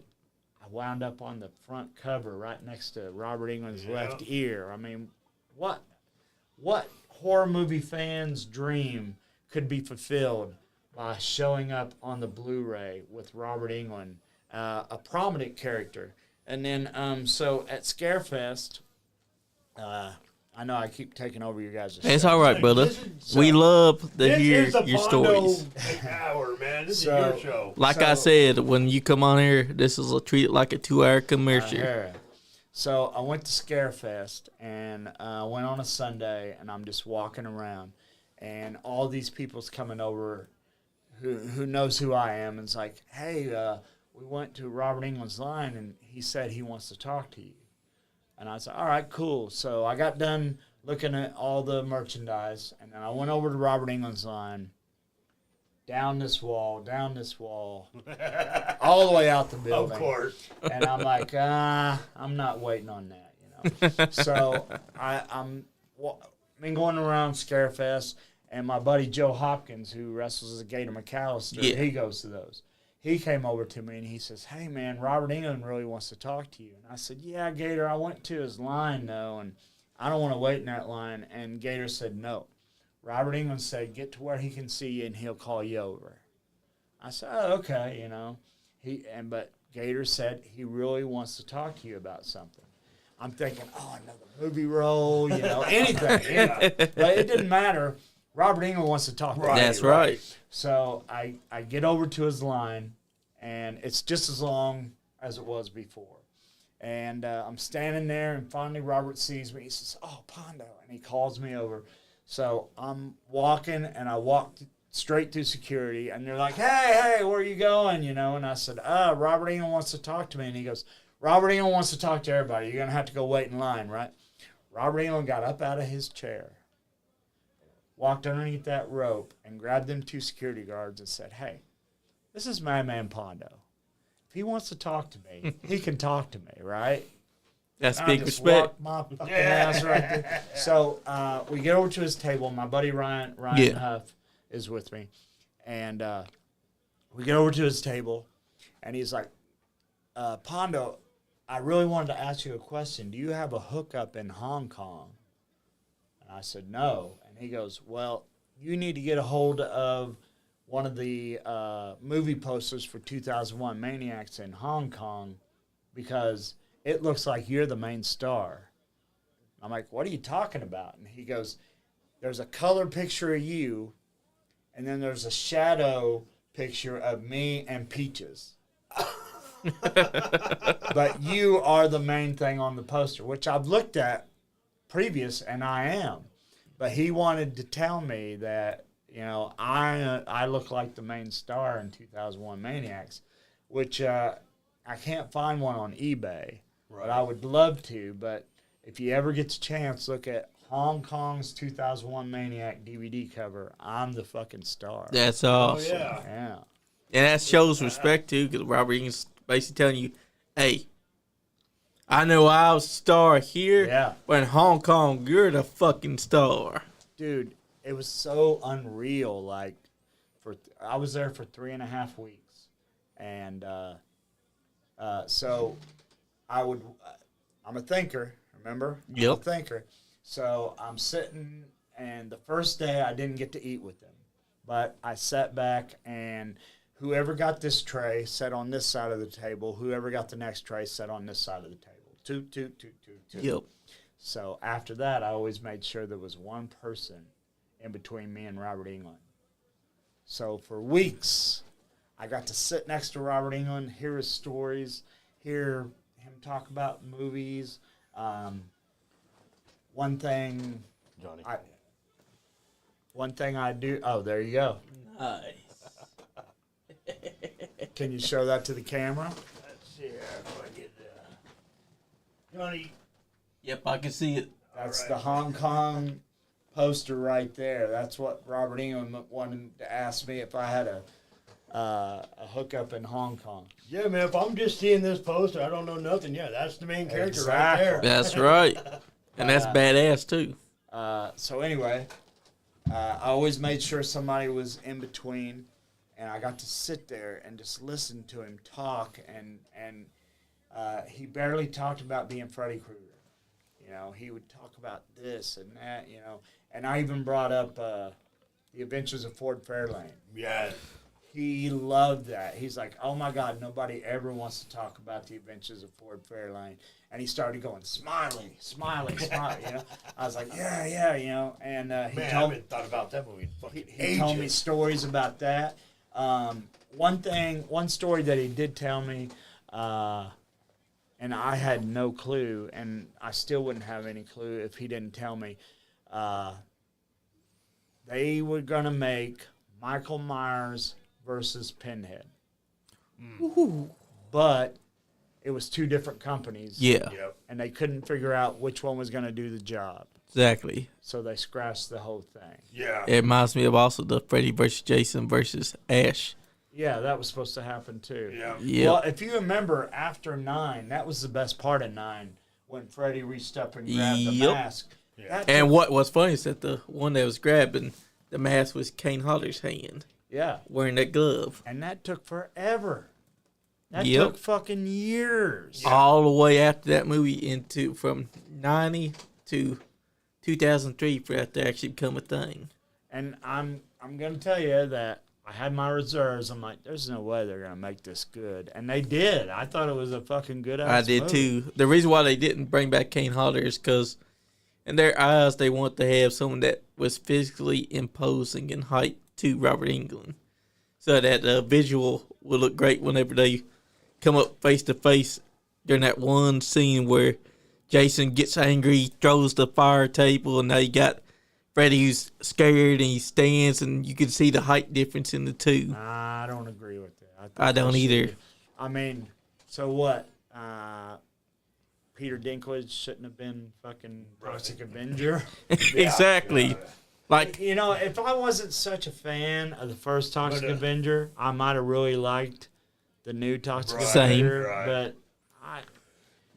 I went to Mansfield, Ohio, and I met Melvin, yep. Bozo, Slug, Wanda, and Julie. And I love that first Toxic Avenger more than I do the remake. Find that Hollister series. Hollister. Yeah. Or Holliston. The Kane Hodder episode, he talks about how he wasn't in Jason X, and Oh, really? yeah, and What is it, like a documentary then? no, it's like a TV show, and like Otis plays this guy's imaginary character, and so like they go to like scare like Comic Cons and scare whatever, and they meet Kane Hodder. Okay. And like hang out with Kane Hodder for a while, and Kane Hodder's depressed because he wasn't in Jason X, and he's supposed to be Jason and all that. I mean, he was in Jason X. He just But wasn't in wasn't Jason. Freddy vs. Jason. It was Hollisted. Hollister Or Hollister. Halstead. Holliston. I gotta look it up real fast. But that's what it was. The reason why he didn't bring him back for Freddy vs. Jason, because, The height. yeah, the height difference. But to me, you put Kane Hodder versus Robert Englund, you're still going to see a big guy, because Kane Hodder still makes Freddy Krueger look like a small guy, and also Jason can overcome and make it look like he's even taller than Robert Englund. I'll give you a spoiler alert. The final fight between Robert Englund Yep. and the kid in Yep. 2001 Maniacs. Yeah. You see me with my sledgehammer, and you see Kane Hodder holding the girl. Yeah. We had no idea each other was in the movie. Nice. My scenes. Holliston. Okay, Holliston. My scenes were filmed in Atlanta, Yeah. Georgia, and his scenes were filmed in L.A. Oh wow. It looks like we're in the same place, Yeah. but we're not. So when I seen him again, I was like, "Hey, man, congratulations on being 2001 Maniacs." He's like, "Yeah, did you like it?" I said, "I'm in it." He's like, "You're in it?" He says, "What scene?" I said, "Same scene you're in, motherfucker." That's big too, because you got to share the screen, not just with Robert Englund, but in a quasi way, you got to share the screen with with Kane Hodder. Right. That's two horror icons right there that you were in a movie scene with. Damn right. And Not only that, so I didn't know how cool it would be, but I was sitting there. They had like this after party thing, yeah, and Lynn Shay was, I had a Nightmare on Elm Street T-shirt. yeah, on. She's like, I was in that, right? And I'm like, yeah, you gave the hall pass to Nancy. And she goes, oh my God, I cannot believe you knew that. Right? And she said, what's my favorite part that you ever saw me do? And I went, and she knew. She was like, oh yeah, you would think, she said she'll be driving around and she'll look over and somebody will be like, she was great as that. Oh my God, did she not look like a disgusting landlord in that movie? Yes. Oh my God. Man. But that's the great thing about And it. let me tell you something about this. I know the camera can't see it. Yeah. All right. Ian got one long table and one short table. The handle from the legs are going to come up. See where my neck is? Yep. When Nate hits me, this rocks me a little bit because the handle came up and got my neck. Yeah. Watch. Pow. Oh shit. You wouldn't know that if I wasn't sitting here telling you that. That's true. But that one bar under there come right up in. Look, I'm laying there fucked up like right now. Yep. You can tell. But I wouldn't let you know it though. I wouldn't have known it because I get up and I walk away. Sell the fuck out of You it. damn right. that's how you're supposed to do it in wrestling. Because if you're fucked up, you don't show the fans But this is at all. like 20 years old, so I don't mind telling people now. But That's right. Because back then, you didn't have to tell nobody. But if I was a fan just watching, I wouldn't have even noticed that you did get rocked like that. I tell people now, and people's like, "Holy shit, I didn't even think about it like that." Especially because you're watching it, but you're not paying attention to the table itself. So what was the issue? The two tables were different lengths? Yes, one is a long table, and the one that they put me up on. Oh, there's Mickey Knuckles right there. Yep. The other one that they put on was shorter than that one. I didn't think about it. Nobody thought about it. Right. Not even until after that went through my neck did anybody think about that. And I'm laying there, and there's Tito Tony. Yep. And Brent. Corporal Robinson? Brent, the referee, like right now, they're like, "Are you okay?" And I'm like, "Yeah, I'm gonna be fine. Just let me get up on my own." They're wanting to pick me up, but see, I'm like, "Get off me. Let me get up That's by right. myself." But I will say that on this time, I did appreciate the help. But then I'm like, you know what? I'm not gonna let these fans know, so Exactly. I'll start tilting my head and letting them chant for me. But right now, guys, my neck is. Yeah, I can because imagine. right now So, you're I'm like pushing everybody Yeah. back. I'm like, yeah, let me you're get like up. you're like let me do this. I'm not letting these fans know that I'm hurt Because for the real. minute I stand up, everybody in the crowd starts chanting my name. I'm That's like, right. Oh, but I'm too slow. And that's because you dealt with that going through your neck, but you're not showing it to the fans. Damn right. You're still doing exactly what you would do normally. Like nobody there knows that you actually are hurt or in pain tremendously because you're standing on your own. You're doing exactly as you would normally, and the fans are cheering your name. That's Harbo right there, back there, rubbing his head. I Yeah. told him what happened. He's telling everybody else right now. And so everybody else is like, should Pondo be walking out on his own? I wasn't going to let them motherfuckers. No, That's right. No, he should not. Is And- he going to? You're damn right. In professional wrestling, if you get hurt, don't show the fans. Just walk it off. You can, Look how small Mickey Knuckles was back in the day. yeah. She hardly looks like the Mickey Knuckles that we know today. I think she was 17 at that time. Wow. Woo! And now she's a legend herself inside She deathmatch is. wrestling. She is. She's went to wars as well. Just like that SpongeBob shirt. And that's probably a couple years after the show had debuted in 1999. I was there when Macho Man cheated to win that that tournament on the Nickelodeon Slime Awards when he got mad, walked up, grabbed the golf ball, walked down to the hole. Watch my neck. Oh, that's even worse on the replay. Now you can't tell it because the table breaks right Yeah. there, but it jarred me pretty good coming. It did. But you There'll be another scene of it here in a second. you also walked it off like a champ. You're damn right. I wasn't gonna let him help me. Because in wrestling, if you don't, Right here. oh. But that's how wrestling goes. If you don't walk it off, then the whole illusion gets erased. Here comes the slow-mo of that. Not this one.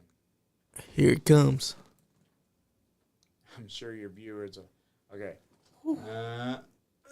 See it? Oh, right there, shit. Came right up through my neck. Yeah, you gotta look for it, but yeah, damn. But you still walked it off like a champ because you didn't let any of them take you out.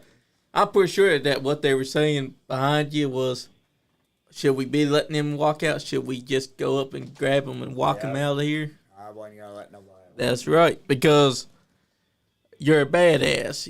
You knew what happened, but you wasn't about to let the fans know because you're a professional. You knew how to do it. Any more questions? Well, the only question left is our Headlocks, Heels, and Havoc guy. And he's mentioning about Halloween Havoc. And don't forget that Jamie Lee in the original wasn't Michael Myers' sister. She was just a babysitter.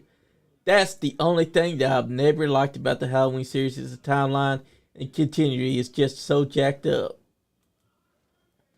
I mean... Say what? What did he say? He said that he's never liked that the timeline in the Halloween series is jacked up. I mean, that's a continuity. Because Rob Zombie. Yeah. She was a babysitter. Yeah. Okay. But he also said that in the first one, she was just a babysitter as well. Who was a babysitter? Laurie Strode. Yeah, Jamie Lee Curtis. James Kendrick said, what show was that? About the one where your neck got jacked up. Sure. I don't know. It was me versus Nate Webb. you can. I think this is one of the Tournament of Deaths. Yeah. King of the Deaths. King of the Deaths, sorry. And you were young here, too. Like, at this time, your name was starting to get out there. People inside the hardcore scene was starting to take notice of Man Pondo. You were a bona fide badass when you walked it off. You may have been hurt, but those fans wasn't going to know that. There was half of the guys that was there had you not told that guy what happened. Right. That's what I like about you is that you never know what Man Pondo's going to do. I always keep my mouth shut. I've got this sick little power that I can turn pain off. Wow. That's right. Unless I get like a paper cut or something on my hand. And then the pain stuff. Crazy, right? Exactly. Stub your A toe. toothache.